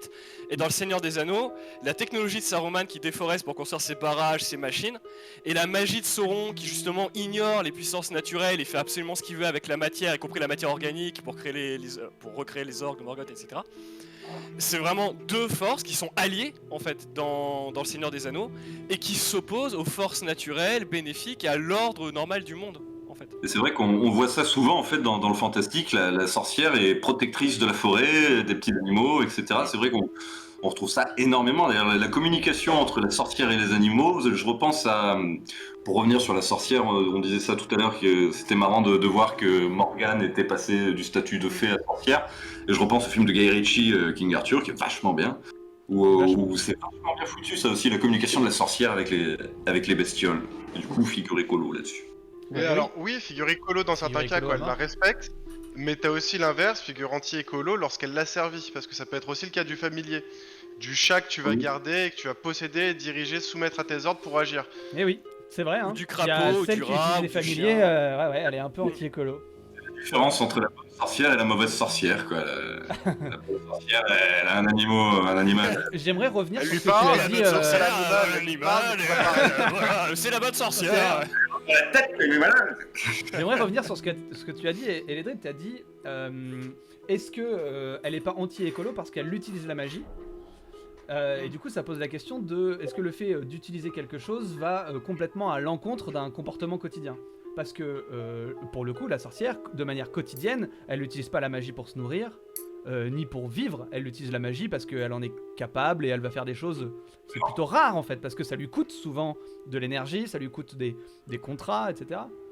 Et donc, du coup, est-ce que ça l'empêche, est-ce que le fait d'utiliser la magie, ou en tout cas d'en être capable, parce que, je le rappelle aussi, toutes les sorcières n'utilisent pas la magie alors qu'elles le peuvent, les empêche d'être écolo. De la même manière que, est-ce que le fait que moi je vive dans un monde où je suis capable d'acheter sur Amazon fait de moi quelqu'un d'anti-écolo? Alors, je pense qu'une sorcière répondrait que le poison est dans la dose. Et que du coup, en fait, ça fait pas d'elle d'être anti-écolo ou de n'importe qui d'être anti-écolo d'utiliser la nature. Le problème, c'est que si tu la surutilises, tu fais n'importe nawak. Le problème, c'est pas de planter des tomates et d'arracher les tomates comme un sagouin pour les manger. Le problème, c'est de bousiller des kilomètres et des hectares de forêt pour planter des hectares de tomates, les arracher et les bouffer à moitié. Moi, je pense qu'être écolo, c'est vraiment cette notion de prendre uniquement ce dont tu as besoin. Pour vivre. Pas pour survivre, juste pour vivre. Et la sorcière, vu que c'est quelqu'un qui a besoin d'être nomade, de se déplacer beaucoup, elle va pas, tu vois, elle va prendre... Je vais apporter un ajout, mais qui me semble important à ce que tu as dit, je suis d'accord. C'est ne prendre que ce qu'on veut, mais de manière consciente, en sachant qu'on pourrait prendre plus. Et c'est ça qui fait toute la différence. Parce que tu peux prendre que ce dont tu as besoin dans la nature, sans être du tout écolo. C'est vraiment le fait de faire le choix, activement, pour préserver la nature, de ne prendre que certaines quantités. D'où la question de la connaissance. Je pense vraiment oui, avec cette notion de connaissance, parce que tu trouveras, je pense, vraiment dans aucun des folklores de sorcières, à part, et à la rigueur, dans le cas assez précis de la sorcière chamanique, druidique, dont parlait Rectosis, et dont tu parlais un peu quand tu faisais allusion à la sorcière moderne, tout à l'heure du 21e siècle, en faisant un peu référence au mouvement New Age, qui est pour le coup très lié à l'écologie aussi, mais qui est vraiment, selon moi, une petite partie de ce vaste folklore transeuropéen. On retrouve encore une fois la question de...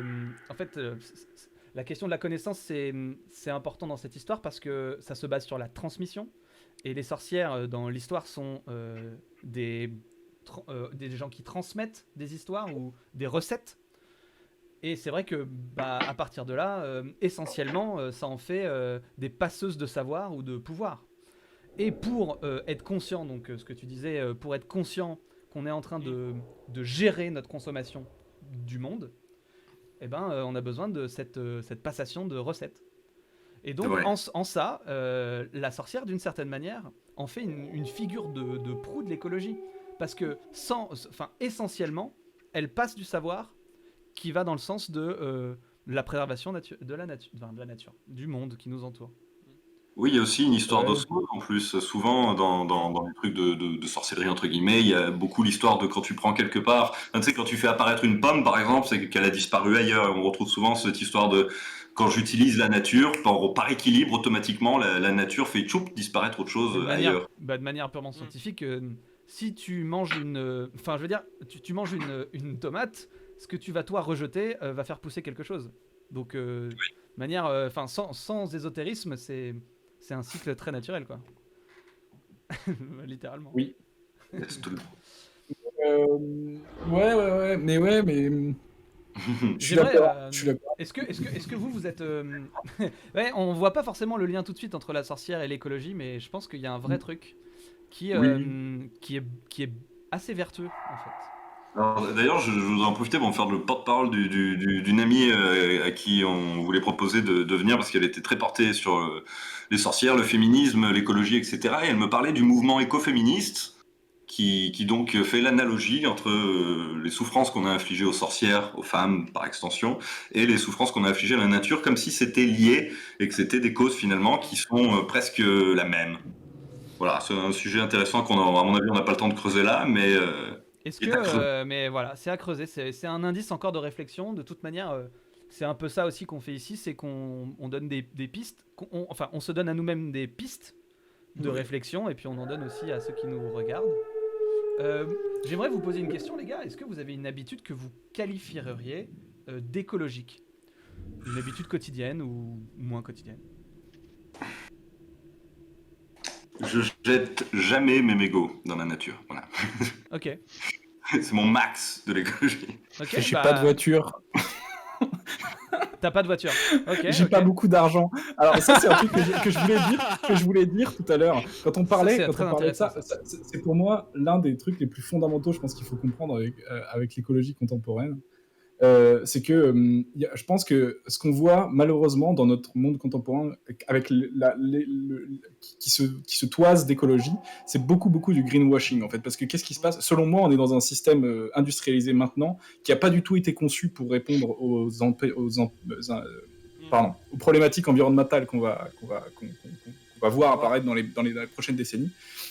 Et du coup, c'est un système qui actuellement se trouve face à un problème qu'il a lui-même créé et qu'il est incapable de résoudre. Mais du coup, il fait ce qu'il peut.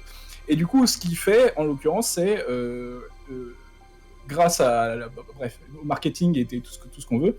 Ben, en fait, vu que le vert a bonne presse, les choses qu'on voit sont les seules choses qui sont vues comme vertes, mais qui en même temps sont bonnes pour le business. Et qui en réalité ont une influence assez négligeable sur notre impact réel sur l'environnement. Mais du coup, ce qui est terrible, c'est que on peut faire ce qu'on veut, entre guillemets, dans notre quotidien, essayer d'être le plus respectable possible, faire hyper gaffe à ce qu'on achète, essayer de limiter nos déchets au maximum.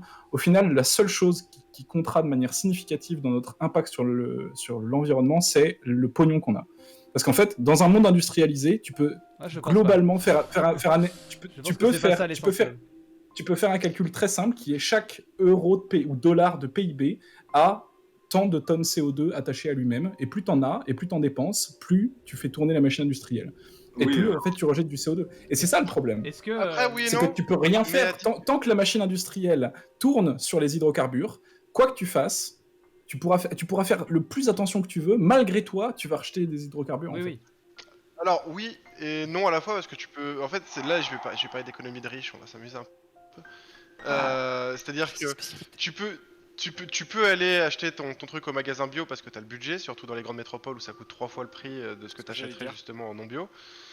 Tu as l'argent pour pouvoir t'acheter une Tesla qui va tourner principalement à l'électricité et non pas justement aux hydrocarbures principalement. Ouais, mais si ton électricité elle est faite avec du charbon.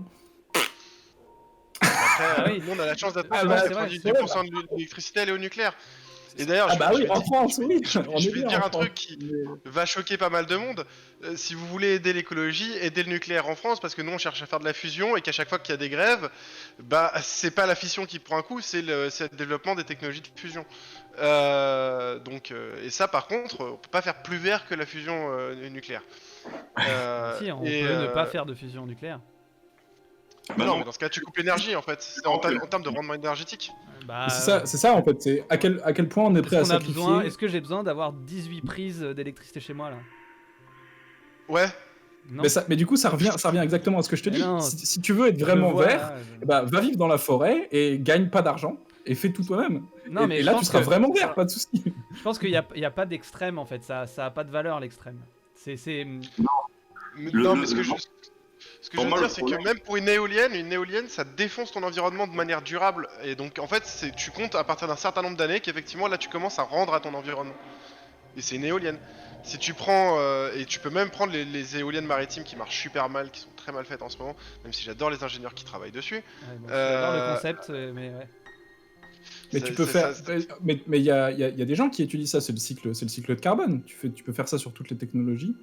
Et tu peux regarder derrière, parce que dans le cycle de carbone, les mecs, ils essayent de regarder une technologie, combien de carbone elle rejette de d'extraction de toutes les ressources premières nécessaires à sa fabrication, le transport de toutes les ressources premières jusqu'à l'industrie, transport des pièces détachées, fabrication, etc., mise en place sur site, et puis le coût de carbone de toute la maintenance, de toute l'exploitation pendant la durée de vie de la technologie, et puis le coût de recyclage, destruction du truc une fois qu'il est en fin de vie. Et du coup, essayer de prendre ça tout en compte et d'essayer à la fin d'avoir un tonne de CO2 par mégawattheure produit par telle ou telle Et technologie. du coup, Rectosis, est-ce que t'aurais est-ce que toi t'as une habitude? Parce que je vois que Eledril, qui est Aléa Jactacide dans le chat, pour ceux qui savent pas, toi tu répares autant que possible apparemment.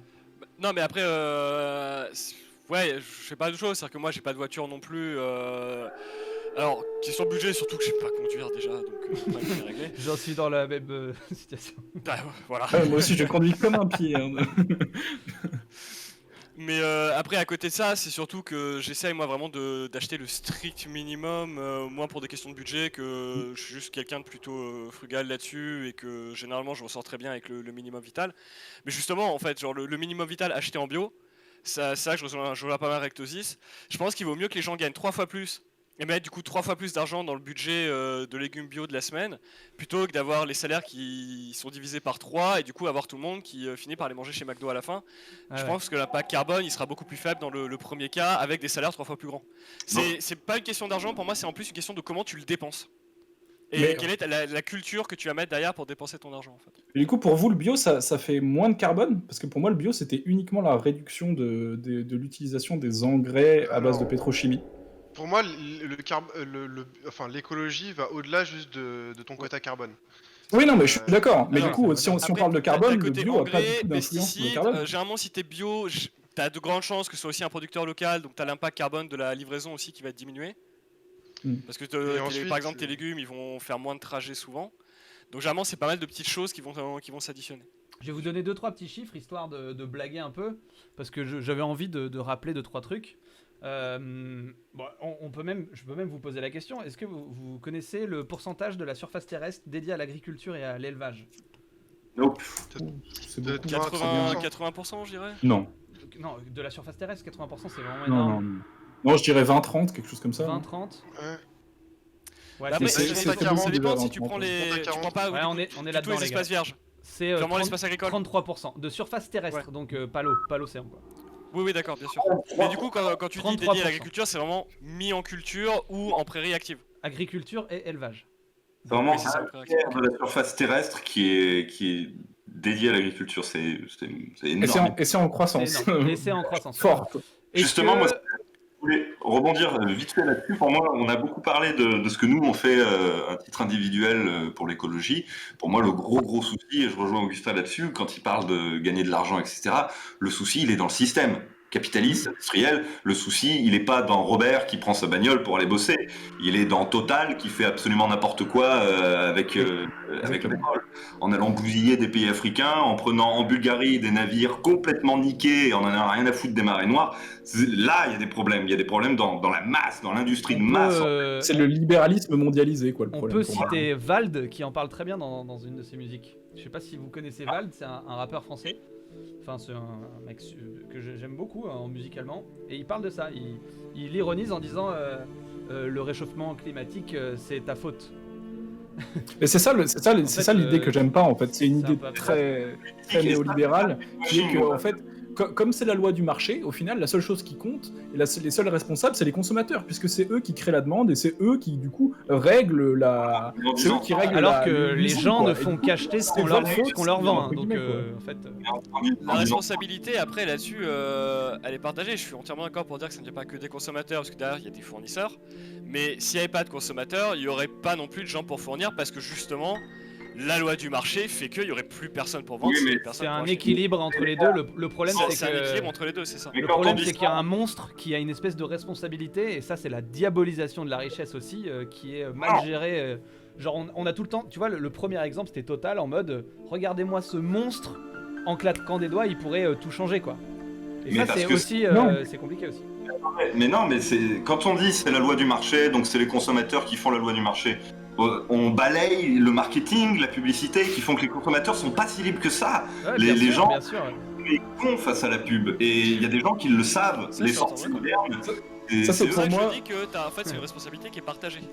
C'est Oui. pour moi le fondement de l'hypocrisie du néolibéralisme. beaucoup plus que partagé. Comme là dernièrement sur mon je sais plus comment ça s'appelle, sur mon Instagram, je vois des publicités où ils se foutent de la gueule de l'écologiste, où tu vois un raton laveur dans de la flotte. Et t'as un mec pseudo-écolo qui hurle là, tu prends des bains, tu respectes pas la nature. Il y a vraiment, justement, le greenwashing, c'est un machin politique pour essayer de protéger le marché, et on va te faire croire que c'est les gens, en faisant les cons, en n'allant pas faire leurs courses chez le bio, etc., qui pourrissent la planète, alors que ce qui pourrit vraiment la planète, et c'est pas juste partagé, c'est quand même, je dirais, dans une notion de 30% de la faute des consommateurs, 70-80% de la faute des grosses industries, des institutions, en fait. Parce qu'on le sait qu'on n'a pas vraiment de libre arbitre, qu'on fait pas vraiment ce qu'on veut. Tout à l'heure, on parlait de prendre ce dont on a besoin et seulement ça, mais les besoins ont évolué. Aujourd'hui, on peut dire que les gens ont besoin de lumière. Quand tu vois, en Afrique, dans plein de pays sous-développés, les gens vivent de manière très écologique. On dit que c'est des pays sous-développés où les gens sont dans la merde. Donc la notion de besoin est plus la même qu'il y a 200 ans. Et aujourd'hui, on le sait et on l'utilise ça, et on te crée du besoin non-stop avec le marketing, etc. Et le marché, rien que pour la bourse, la taxe carbone, enfin le quota carbone des marchés boursiers qui sont virtuels, les serveurs, l'entretien de ces trucs-là, c'est énormissime, bien plus grosse que ce que toi, Tim, tu feras dans toute ta vie finalement. Donc, Donc pour moi, le souci fondamental, c'est que l'idéologie libérale et capitaliste en général a été fondée sur l'idée que les ressources naturelles sont quelque chose d'inépuisable et d'infiniment échangeable, entre guillemets. C'est-à-dire que si tu manques d'une ressource, eh bien, le prix de cette ressource va monter, et eh bien, du coup, ça va devenir moins intéressant d'utiliser cette ressource. Les autres ressources seront plus intéressantes à utiliser. Et si tu vois, l'idéologie de la loi de l'offre et de la demande appliquée à tout fait ça, en fait, fait que tout est infiniment échangeable. Et donc, voilà. Si on n'a plus de poissons, le prix du poisson va augmenter, et du coup, la demande en poisson va diminuer, et du coup, les gens vont acheter autre chose. C'est très Sauf intéressant. que si tu appliques ça à tout, le problème, c'est qu'il y a des ressources qui sont pas échangeables, qui sont pas infiniment renouvelables. Et Bien du sûr, coup, bien sûr. évidemment, ça ne fonctionne pas. Et donc, le problème, c'est que le système lui-même est fondé sur une idéologie qui, en fait, est ancienne et datée, et qui ne correspond plus à notre conception actuelle de comment fonctionne d'infinité, la ouais. Terre, quoi. Eh oui, Je vais tout dire à un fait. truc bête. Et, Qui a un téléphone ici? Ah Non, bah, On a bon. tout ça. hein, Oui. tout ça. D'accord. Oui. Ça fait maintenant 20 ans que le MIT a développé des technologies à base de graphite et de silicone qui permettaient de remplacer le lithium, qui par contre lui déjà défonce vos sols et défonce graduellement en termes de toxicité, mais qui en plus est assez rare sur Terre en termes de minerais. Sauf que, pas de bol, pourquoi on a toujours du lithium? Parce que vos compagnies télécoms ont décidé d'investir dans les mines de lithium de manière à s'approvisionner en tant qu'apporteur de matières premières pour derrière la construction justement de leurs batteries. Et on en a encore pour 20 ans parce qu'il faut qu'elles commencent à être rentabilisées avant qu'on puisse Voilà. passer à autre chose. Exactement, c'est pas encore assez rentable d'utiliser du graphite, donc on en reste au lithium. Alors que c'est de la folie, puisqu'on a des outils, on a des trucs, mais la plupart des gens ne le savent même pas. Genre, tu dis graphite dans une conversation de tous les jours, Encore une moitié fois, des gens. c'est encore une fois une histoire de connaissance et de transmission de la connaissance. Toujours cette Par histoire. contre, si t'as des rêves pour la batterie ou au graphite, je veux bien, parce que je connais pas. Alors c'est tout le problème, c'est qu'en fait, moi c'est un truc. J'ai rencontré un gars en Chine qui était extraordinaire, qui faisait de la récupération et qui en faisait beaucoup de choses. Il en faisait d'ailleurs des tubes nanocarbone. Et il faisait aussi justement des gestions de batterie. Et le problème, c'est qu'il y avait un moment où il fallait faire de l'étape de passage en industrialisation et donc en application généralisée. Et qu'en fait, ces technologies qui sont relativement faisables et imaginables par tous, il faut un certain budget pour pouvoir les mettre en place. Pour à peu près, pour avoir une usine correcte en termes de rendement, il faut quelque chose entre 200 et 300 millions. Et après, pour pouvoir avoir derrière le distributeur auquel tu vas les vendre, il faut déjà avoir le carnet de contact parce que c'est pas demain que tu vas aller voir Vodafone en leur disant écoutez, j'ai trouvé ça, les gars, est-ce que ça vous intéresse ou pas? Ils vont dire bah non, nous on a un deal avec Apple, on a un deal avec OnePlus, avec Samsung, etc. Et donc, du coup, cette technologie n'est volontairement pas mise en place parce que ça n'a pas d'intérêt. C'est comme lorsque, par exemple, bon, il y avait ces problèmes, hein, mais les moteurs hydrogène, ça fait 40 ans qu'on les a. Et ah oui. Ouais, mais il y a des problèmes avec les moteurs à hydrogène. Hein. J'ai pas dit qu'il y en avait pas, hein. J'ai juste dit que c'est propre. C'est qui marche à l'hydrogène. Hein. Mais ça, t'as tu pas peux envie de déjà faire un crash en voiture avec une bombe de d'hydrogène dans ta bagnole. Hein. Ça Il a explose raison. un peu trop fort, quoi. Il a raison, il suffirait de foutre un peu de budget dedans. Les chercheurs dans ce genre de. Oui, oui. Mais non, mais je veux dire, le pognon, Après- on a oublié qu'à la base, les institutions sont censées servir l'humain et pas l'inverse. Non, mais je suis d'accord avec toi. Bon, les amis, Plus que mettre j'aimerais. du budget dans la recherche, il y a des points sur lesquels on a même régressé, puisque techniquement des ampoules indestructibles, en fait immortelles, on est quasiment capable d'en faire depuis le début Non. du XXe siècle. Bah oui, depuis presque la création de l'ampoule, ils en avaient. Quasiment depuis le temps d'Edison, et ça en fait Ouais. c'est des patentes sur lesquelles on est revenu, histoire de... Parce qu'une ampoule qui meurt pas, c'est un truc qui rapporte pas d'argent, quoi. Non, c'est pas vrai en vrai. C'est une idée reçue. Ouais, en fait, il y a des ampoules, mais en fait, le problème de l'ampoule, c'est le problème de plein de systèmes, en gros, industriels. C'est que tu peux faire un truc qui dure très longtemps, mais en fait, il y a un optimal à un moment en termes de consommation ou de prix de fabrication ou quelque chose comme ça. Mais en gros, pour faire très simple, si tu veux augmenter la durée de vie de quelque chose, tu peux toujours, mais derrière, pour augmenter la durée de vie de, je sais pas, 10%, tu vas devoir augmenter l'utilisation de ressources complexes ou de faire des trucs incroyables avec de genre 50%. Je sais pas si tu vois ce que je veux dire. C'est-à-dire que ça devient de plus en plus dur d'augmenter un tout petit peu la durée de vie. Et en fait, il y a des exemples d'ampoules qui restent allumées pendant hyper longtemps, mais en fait, ils sont faits avec des matériaux. En gros, tu fais un fil beaucoup plus épais avec un autre matériau qui est plus durable, qui est plus résistant à la température, par exemple, et elle va durer très longtemps. Mais le problème, c'est qu'elle consomme énormément d'énergie et elle fait très peu de lumière. Donc en fait, les ampoules qu'on a maintenant, c'est un peu un optimal en termes d'utilisation de ressources, consommation d'énergie et lumière que ça crée. Et enfin, tu vois, il y a plusieurs facteurs différents. Certaines sociétés qui font des ampoules les font Ah oui, pas, ça veut pas dire que l'obsolescence programmée n'existe pas. n'existe pas. Ça veut dire, en termes de Entendez-moi bien, technologie, hein. c'est beaucoup plus compliqué. L'obsolescence programmée Ouais. existe, mais disons que, Est-ce par que exemple, vous- l'exemple de l'ampoule, c'est un Tout à exemple fait, typique. oui, carrément. Est-ce que vous savez combien de millions de bouteilles plastiques sont vendues chaque jour dans le monde? Chaque minute dans le monde, pardon. Excusez-moi. Je me À la disais, minute. des milliards sinon. Je sais pas. Alors en disant chaque million, je vous berne un peu, je suis désolé. Je dirais 2, mais... Ouais, c'est 1 million. C'est ça. Chaque jour, il y a 1 1 million. Et du coup, je vais en venir à la deuxième statistique que je vais vous proposer. Savez-vous combien de pourcentage d'oiseaux auront ingéré du plastique d'ici 2050, mes chers amis? 80 aux alentours de 60-66% peut-être de tiers. Attendez, on a dit combien d'années? Pourcentage d'oiseaux. Pourcentage d'oiseaux. 2050. Il y a D'oiseaux encore des marins. trucs qui volent en 2050? Ah, d'oiseaux marins. À part des trucs en métal, tu veux dire? D'oiseaux marins. Ouais, ça, il y a des avions, non? D'oiseaux Est-ce marins. que les microparticules ça Ah, suffit d'oiseaux marins, ah, je dirais aux alentours de 89% peut-être. Est-ce que Ouais. les microparticules de plastique ça suffit? Bien sûr. Ah bah 100 alors. Voilà. Oui, c'est vrai. Hein, c'est 99%, ça veut dire qu'il y a vraiment le pourcentage de l'aléatoire qui définira qu'un Tous oiseau. les poissons en ont des microplastiques. Voilà, ça veut dire qu'ils ont beaucoup de chances de mourir assez jeunes, tous ces oiseaux, parce que c'est pas le plastique dans l'organisme, c'est un mauvais signe. Et j'aimerais vous parler d'une science qui fait référence à l'écologie, qui s'appelle la cryptozoologie et des créatures fantastiques. Est-ce que ça vous dit quelque chose, la cryptozoologie? C'est l'étude des créatures fantastiques, genre le Yeti, etc. Ouais, et la Tout à phrase majeure de cette science, c'est de dire que on ne peut pas dire qu'une créature fantastique n'existe pas tant qu'on l'a pas découvert. Et il est fort possible que l'extinction naturelle des créatures, peut-être que le Yeti s'est éteint, et donc on peut pas prouver qu'il n'a jamais existé. Donc à partir de là, on doit continuer de faire des recherches sur le Yeti, parce que il a existé. C'est ça, Mine de rien, C'est pas vraiment une science en termes de méthodologie, la cryptozoologie. Bien sûr, c'est Mais très sérieux. c'est très sérieux, oui, coup ça dépend de qui en parle. Hein, Ah non, quand non, même. c'est très sérieux, c'est au cas où, imagine qu'il y ait vraiment un Yeti dans la montagne. Oui, mais de base, une science qui te dit on peut pas dire que ça existe pas, C'est très dangereux. juste parce que c'est l'inverse de la En fait, science. c'est la base du complotisme. Oui, voilà, c'est Je peux pas exactement. prouver que ce que je dis est faux, donc La dans science, l'hypothèse que ce soit vrai, il faut l'accepter. Il quoi. faut se prémunir, il faut se prémunir. C'est ça. la science, elle fait Après- ça. Elle dit tant qu'on l'a pas prouvé. Paloma on- Miyuki c'est nous ça, dit c'est qu'il littéralement faut le contraire de la élever science, je suis des d'accord. vers luisants, donc je suppose que c'est le rapport à l'électricité pour Avec les ampoules, je pense, dont on était en train de pour parler. tout à l'heure. Et Luxurius qui nous dit quelle chance, je sais pas par rapport à quoi, mais en tout cas il y a quelqu'un qui a de la chance. Mais Ou ouais, quelque du coup, chose. il y a un truc, je pense, qui est hyper Sûrement les important. piafs. Et la dernière fois, je pense que c'était. On aurait dû en parler aussi dans la dernière mission, mais on n'a pas eu le temps.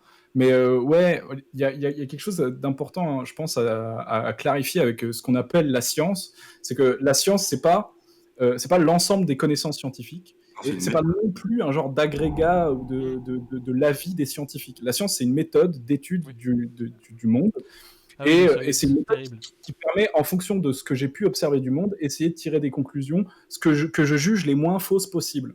Et du coup, ce qui est important dans la science, c'est qu'il y a une genre d'humilité constante dans le résultat, qui est, je sais que ce que je dis, ça peut pas être à 100% vrai, je le sais. Il y aura toujours c'est possible que je me sois gouré quelque part, c'est possible que mes résultats soient un peu faux, que mon interprétation La soit science un peu est fausse. très humaine, donc voilà, il faut Voilà. partir de ce principe. Et du coup, ce qui est important aussi, c'est que c'est pas parce qu'on peut pas être sûr à 100% de quelque chose que pour autant on doit douter L'abandonner. d'absolument tout et on Ouais. peut jamais trouver de conclusion. Tout à fait. Il y a des choses qui sont quand même beaucoup plus vraisemblables que d'autres. Je tiens, pour exemple, il y a un cas d'école, c'est ce truc sur les pyramides, là, ce documentaire sur les pyramides qui a fait tourner la sphère internet. Et bah, du coup, dans ce truc, ils disent à un moment, on n'est pas sûr de comment ils ont fait les pyramides, donc entre guillemets, sous-entendu, tout est possible. Et c'est là que c'est pas vrai, c'est là que c'est une méconception un petit peu de la méthode scientifique. C'est que c'est pas parce qu'on est sûr à 100% de comment ça a été fait qu'on n'a pas d'idée de ça, c'est pas possible. Et ça on sait que c'est pas vrai. On n'est pas sûr exactement de comment ça a été fait, mais par exemple, on a des bonnes idées de qu'est-ce qui est vraisemblable ou pas. Et du coup, on reparlera de la science, à mon avis, lors de l'épisode sur le magicien, parce qu'on va y venir, du magicien profane, j'entends. Je vais vous donner quelques chiffres comme ça, histoire aussi de faire de... Je trouve qu'on a tendance à diaboliser l'écologie, c'est-à-dire on a souvent tendance... Enfin, diaboliser. On a souvent tendance à faire culpabiliser les gens, mais il y a aussi des belles choses qui se passent dans le monde. Par exemple, là, ces dernières années, on n'a jamais observé autant de baleines sur les côtes de l'Ouest américain que dans l'histoire. Ou dans l'eau? Non, dans l'eau, des groupes, des groupes de baleines vivants, voilà, des familles de baleines vivantes, depuis que l'humain est capable d'en observer. Donc c'est une belle nouvelle, ça veut dire que tout le travail de préservation océanique fonctionne. Et il y a j'ai trouvé deux trois stats dont je vous partagerai les sources. Selon le ministère de l'écologie et d'environnement de la Chine, la proportion de jours avec un air de bonne qualité a augmenté de 11% par rapport à l'année dernière. Depuis la pandémie. C'est à cause du Covid. Attendez, les deux autres sources que j'ai, c'est à cause du Covid. De manière tout aussi notable, des images satellites montrent une régression des images de nitrogène dioxyde dans le nord de l'Italie. J'ai les sources là, je vous envoie le lien juste après. Et on estime on estime aussi que les restrictions à voyager pourraient réduire la destruction des grandes barrières de corail, qui a connu 50% de destruction à cause du changement climatique et du surtourisme. L'impact du Covid-19, de cette crise du coronavirus, aura été bénéfique pour la préservation de l'environnement. Je vous envoie le lien. Si l'économie ne tourne pas... C'est qu'à partir du moment où tu vas avoir une récession économique, la nature va forcément se redévelopper autour, quoi. Voilà. Moi j'ai envie de dire, il y avait cette belle phrase que m'avait appris mon père qui est: tu sais pourquoi Dieu a créé le moustique? c'est pour pouvoir gérer l'humain. Ouais, tu sais, moi ça m'intéresse beaucoup Ouais, cette mais question c'est du pas moustique. trop On en parlera sur l'épisode du moine. Mais moi je pense que le moustique est une des plus belles créations de l'histoire de Dieu. Bon, C'est un parce que malade. ça. Mais vraiment, moi je respecte énormément le moustique parce que c'est un des seuls individus qui a besoin de ma souffrance pour survivre. Et je trouve que c'est vraiment de l'ordre de l'humilité. Je trouve ça assez dingue. Ça me fait souffrir, mais je me dis putain, il a besoin de ma souffrance quoi. C'est assez incroyable. Je suis peut-être un peu maso. Ah non, mais il en a tellement besoin qu'il permet de la transmettre, mais sous toutes les formes. Hein. Ebola, c'était vachement sympa. Je suis sûr que là, par contre, il y avait une grande humilité dans son C'est ça. action. C'est moustique qui débarque, la plus belle création. Le moustique, il est loin d'être le seul. Hein. Des je trouve ça parasites de incroyable. l'homme, et puis toutes les bactéries, tous les virus, le virus du rhume, il a besoin de ta souffrance autant. Mes amis, il est l'heure de quelque chose. C'est l'heure de la page fantasque. Oh, Est-ce que t'es chaud, Sampiero, pour la page fantasque? évidemment. Ah, quel bonheur! Je vais faire un petit switch, une petite transition. Moi, je vais m'afficher mon texte. Et toi, tu vas t'afficher ton texte. Et tu es seul, Sampiero. Je pour suis nous seul. partager un poème sur le sujet de la sorcière et l'écologie. C'est à toi, quand tu veux. C'est parti. N'aie pas peur, ma belle. On te ramène à la maison pour te mettre à l'abri du ciel, entre les murs de la raison. Tu as des devoirs, et tout le monde veut te voir, tout le monde s'inquiète de savoir ce qui te passe par la tête. Tu t'es perdue, ma jolie, en quittant nos rues. Tu vois bien que c'est de la folie de vivre à demi nu. Regarde-toi, tu es toute défaite. Il te faut un toit au-dessus de la tête. Alors oublie ta cabane, petite fille. Qui va chasser pour te nourrir? Qui te protégera si tu n'as pas de famille? La nature n'est pas faite pour y dormir. Il y a un bon feu dans le salon, et je te jure qu'il n'y aura pas de punition. Je t'offre une robe même pour l'occasion.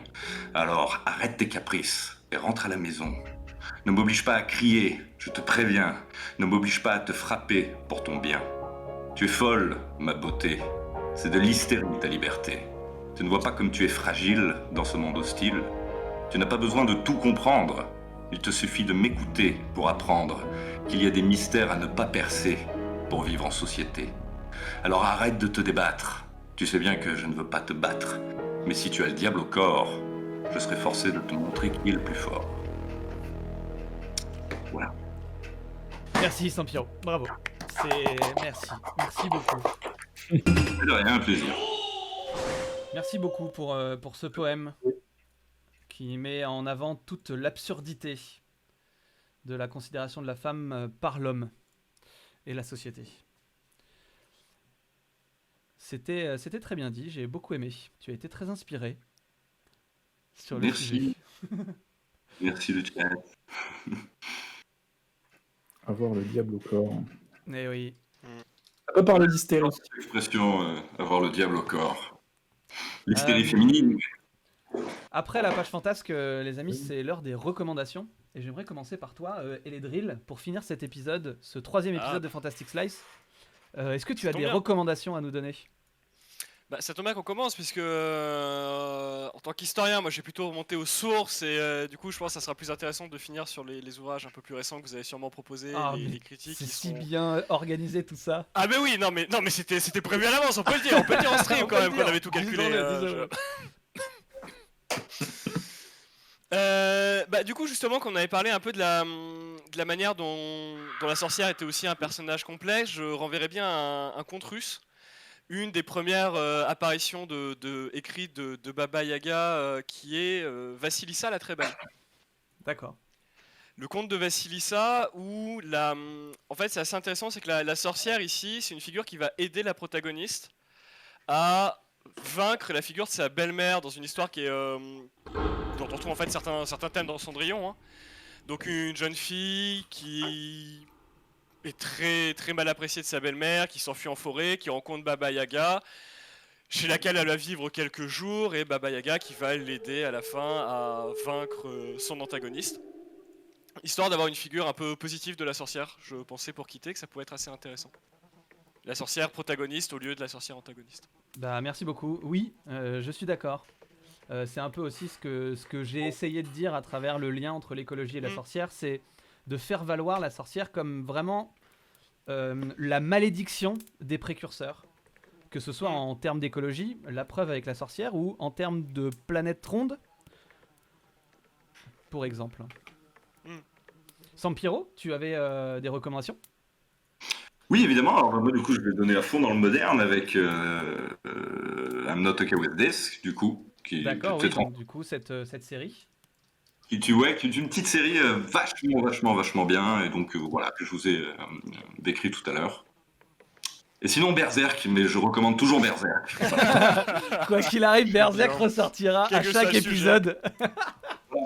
Et en Eh oui, plus- hein, ça parle en de plus, tout. le rôle de la sorcière et du cultisme, quand tu prends l'arc de l'église, si je peux l'exprimer ainsi, Oui. c'est effectivement, on a une très belle trace. C'est tout ou tu as autre chose? C'est pour pas t'interrompre, Sampiro. Non, oui, c'est bon, moi, Ok. je peux y aller. Augustin. Bah salut. Alors,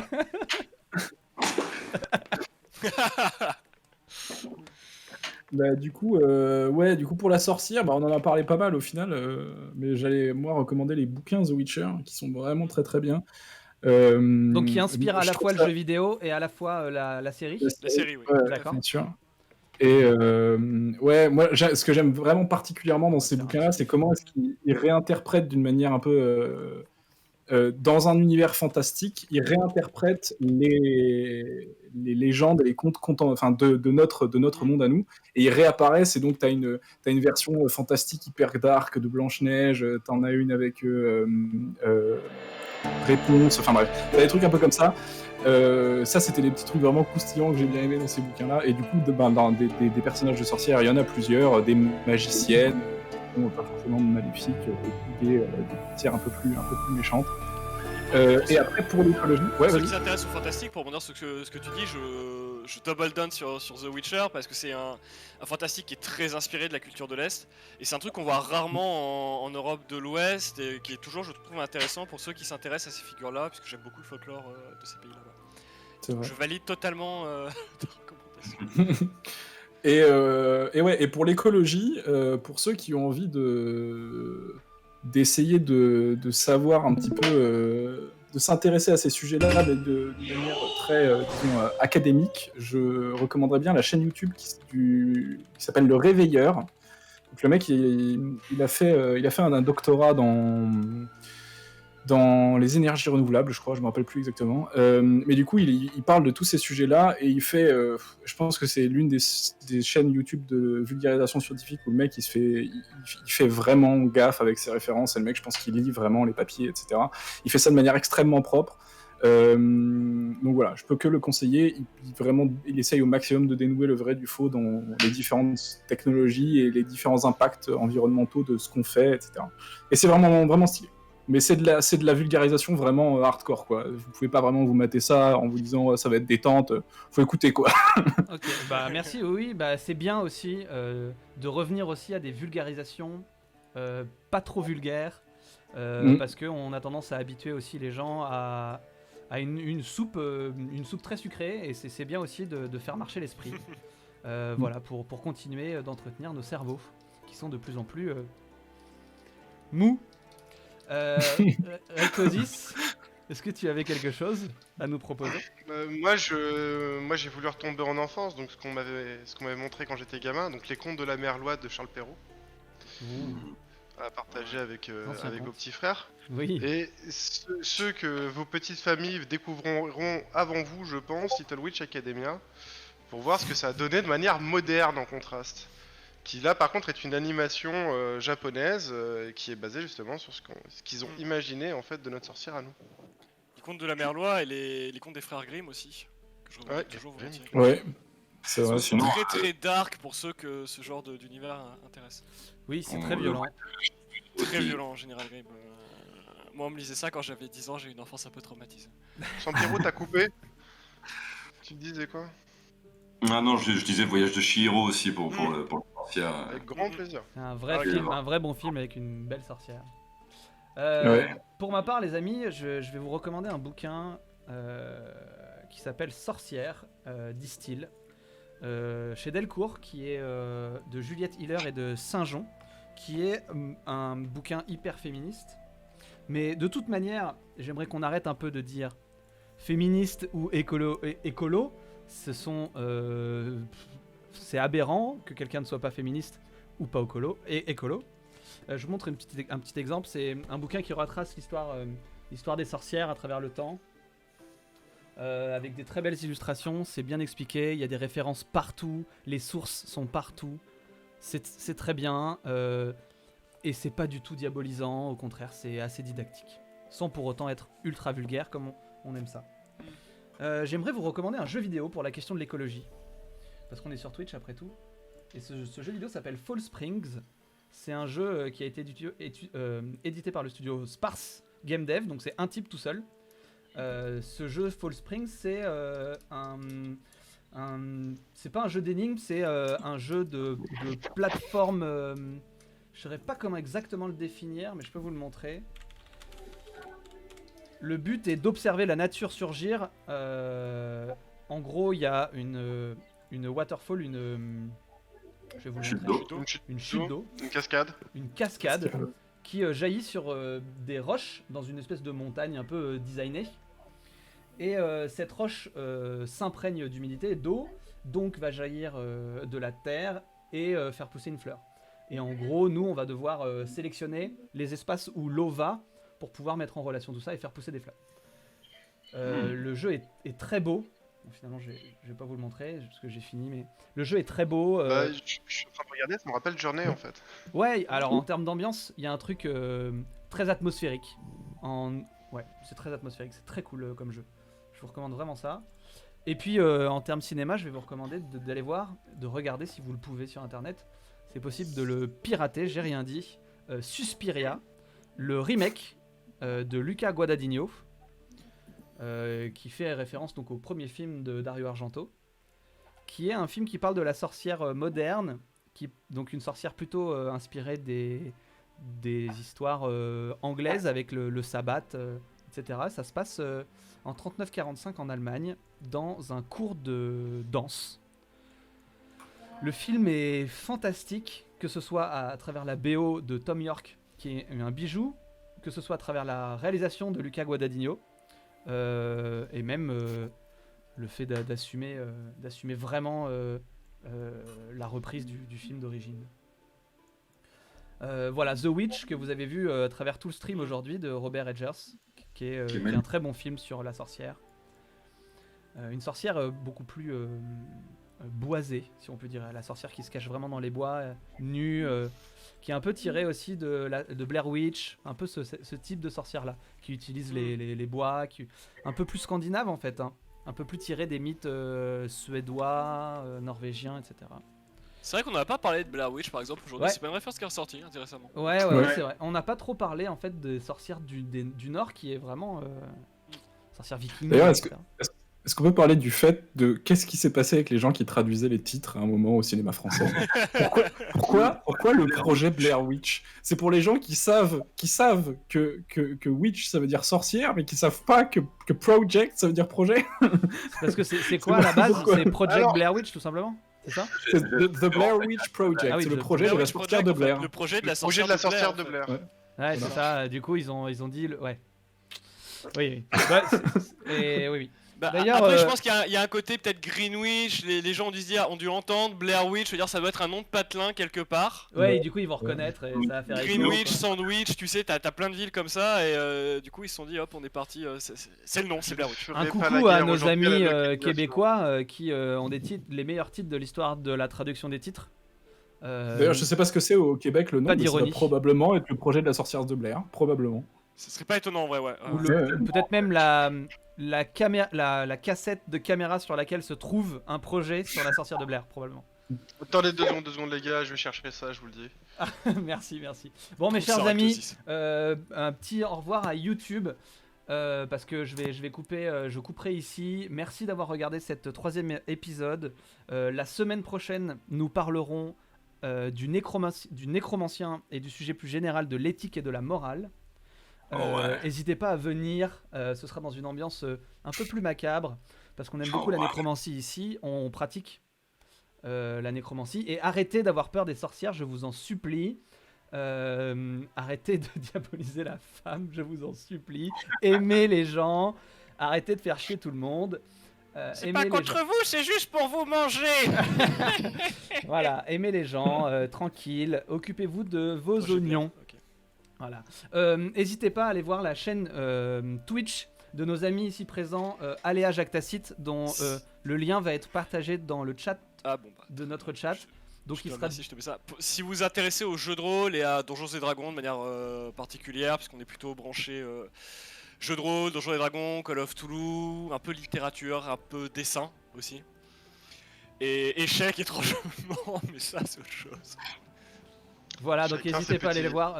Chacun ses délires. De toute manière, vous aurez le lien dans la description de la vidéo YouTube, donc vous pourrez aller cliquer. Voilà. Abonnez-vous s'il vous plaît, parce que ça coûte rien. Et bah mettez des commentaires, tout le truc pour le référencement de YouTube. Salut, à bientôt. Et partagez votre connaissance, parce que la connaissance c'est pas comme l'argent. Quand on le donne, on en a encore. Et donc ça se multiplie de manière beaucoup plus efficace. Gros bisous. Salut YouTube. Bye.